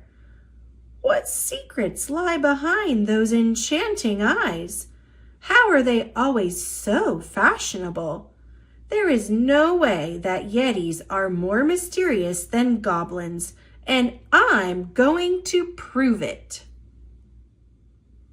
The only reason that people think Yetis are mysterious is because no one has ever seen one. So that's what I am going to do. I am going to find a Yeti and take their picture, thus proving that there's nothing mysterious about these fluffy, mountain-dwelling behemoths. Look at that! Mere minutes into my search, and I have already spotted a Yeti. And now to capture it on film, proof of the so-called mysterious flash. Shrubbery? Okay, so that wasn't a Yeti. Not a problem. There is bound to be one around here somewhere. I just need to go farther up the mountain. Aha!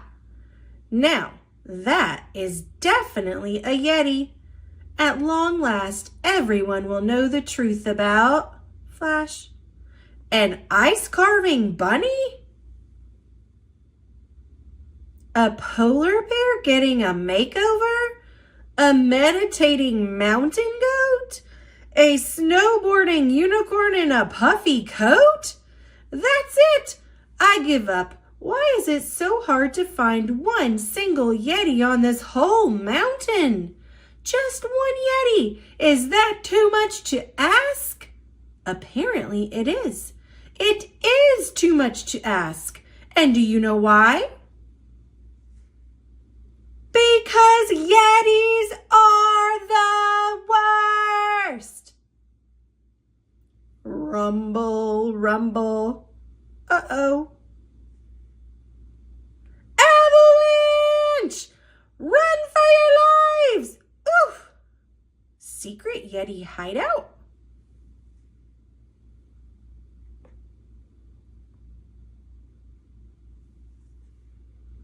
No. Flash, like I said, Yetis aren't so mysterious. They are just a little shy. Until they're not.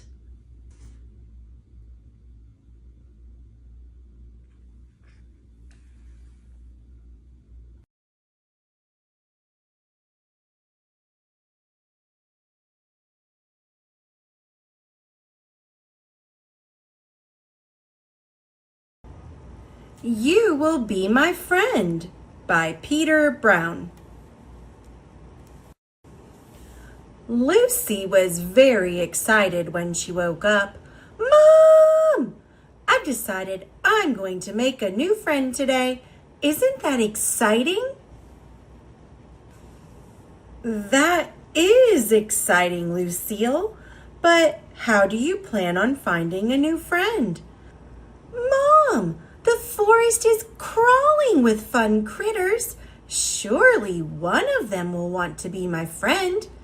This is going to be great. So Lucy went outside to begin her search. Good luck, Lucille. Bye, Mom.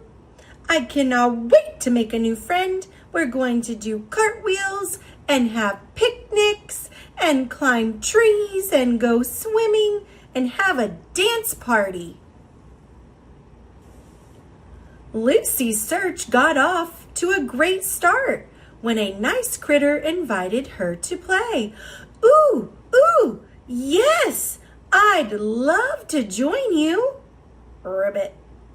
Woohoo!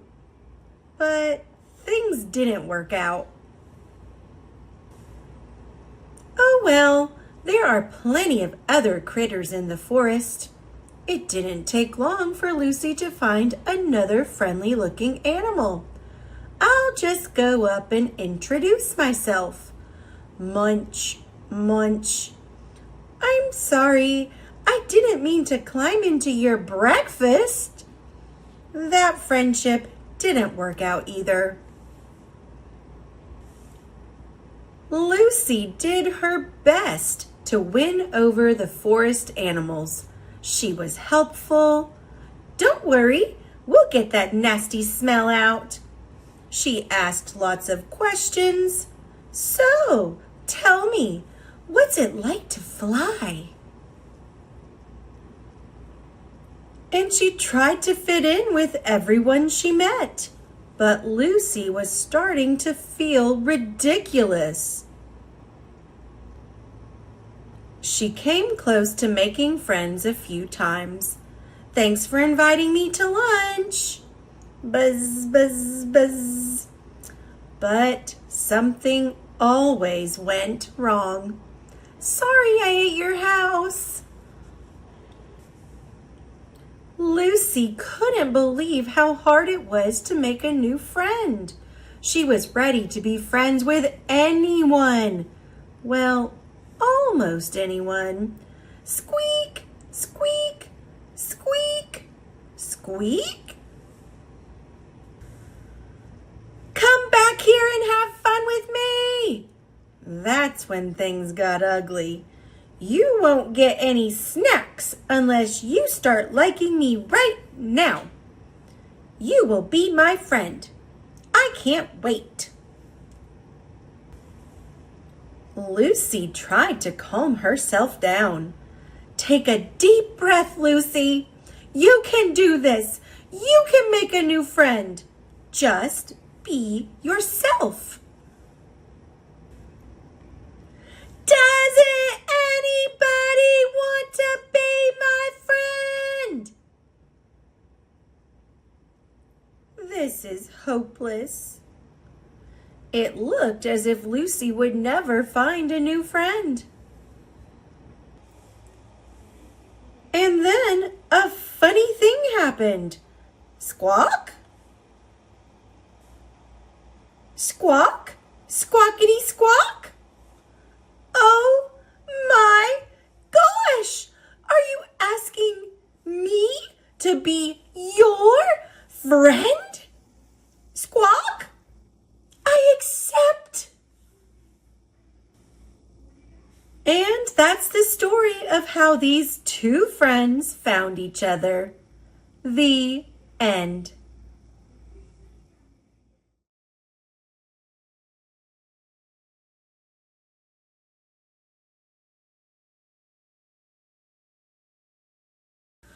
You're going to love this book. Warning, occasionally some readers may have a slightly different opinion. By Jory John, pictures by Olivier Talick. Attention reader. Let's try that again. Attention reader! You're going to love this book. Really, truly, seriously, no joke. Get ready. This book has everything you could ever want. Action, comedy, drama, heart, words, pictures. You know what else this book has in it? You're going to love this. Go ahead, turn the page, because this book has homework. Ah, yeah, this is actual homework. Woohoo, right? Just FYI, Your homework is due tomorrow, buddy, or sooner. Are you loving this book so far? Huh? Are you? Because you're going to love what's coming up on the next page. Yes, you'll love, love, love it. Get ready. It's time for sprouts. Ah, yeah, sprouts. All kinds of sprouts. Mung bean sprouts and alfalfa sprouts and broccoli sprouts and wheat sprouts and soybean sprouts and onion sprouts and clover sprouts and sprouts from the garden and wilted sprouts from the fridge and perhaps the very best kind of sprouts, Brussels sprouts from Brussels. So enjoy your sprouts, buddy. Then do some homework. Now that's what I call a good time. Are you absolutely, positively, 100% loving this book? It really seems like it. Why is your eye twitching? Why are you shaking your head? That must be what you do when you love something. Huh? But we're not done. Oh no. There are plenty of fun surprises and unexpected twists in this book. For instance, on the very next page, you'll find the dentist. Whirr. Ah, yeah, the dentist. That's right, the dentist is here, buddy. Are you ready to get those teeth cleaned? Are you prepared for that scraping sensation? By the way, the dentist wants to know if you've been flossing. Have you? Have you been flossing regularly?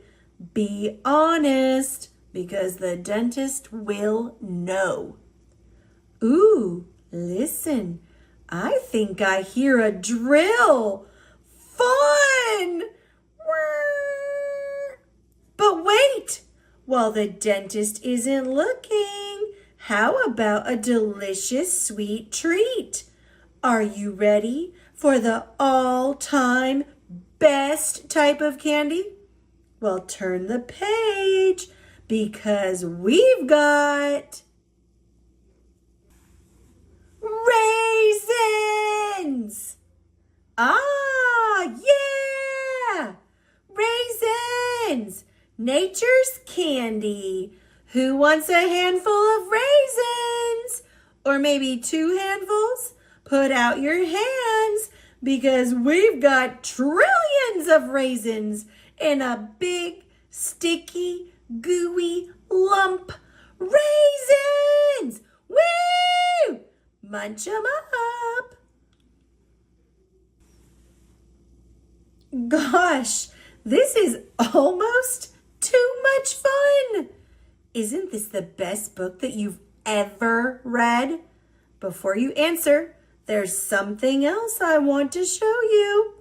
Do you like lists?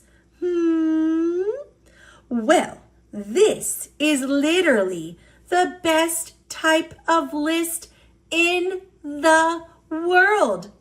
Yes, take a gander at your brand new chore list. Ah, yeah, a chore list. Whoop, whoop, whoop.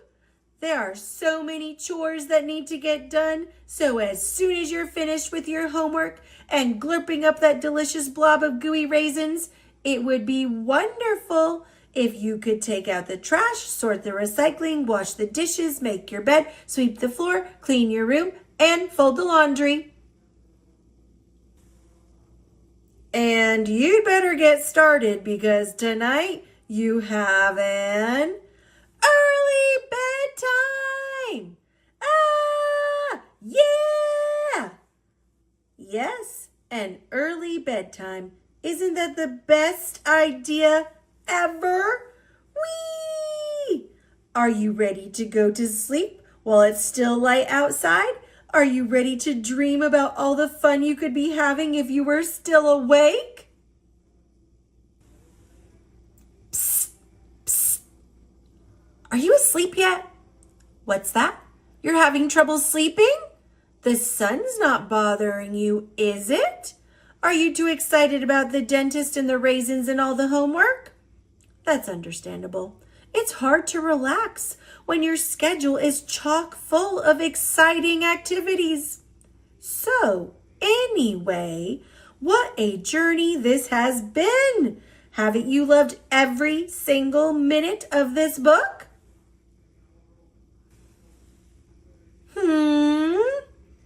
Wait, why are you shaking your head again and pouting? What are you trying to say? Are you trying to say that you don't love some of the stuff in this book? Are you kidding me? Here's a thought. What if the thing you truly love about this book is that you made it to the end? Yes, you persevered through the homework and the dentist and the raisins and the chores and so on. You're basically a hero. Nay, a superhero. And if that's not a reason to love this book, then I don't know what is.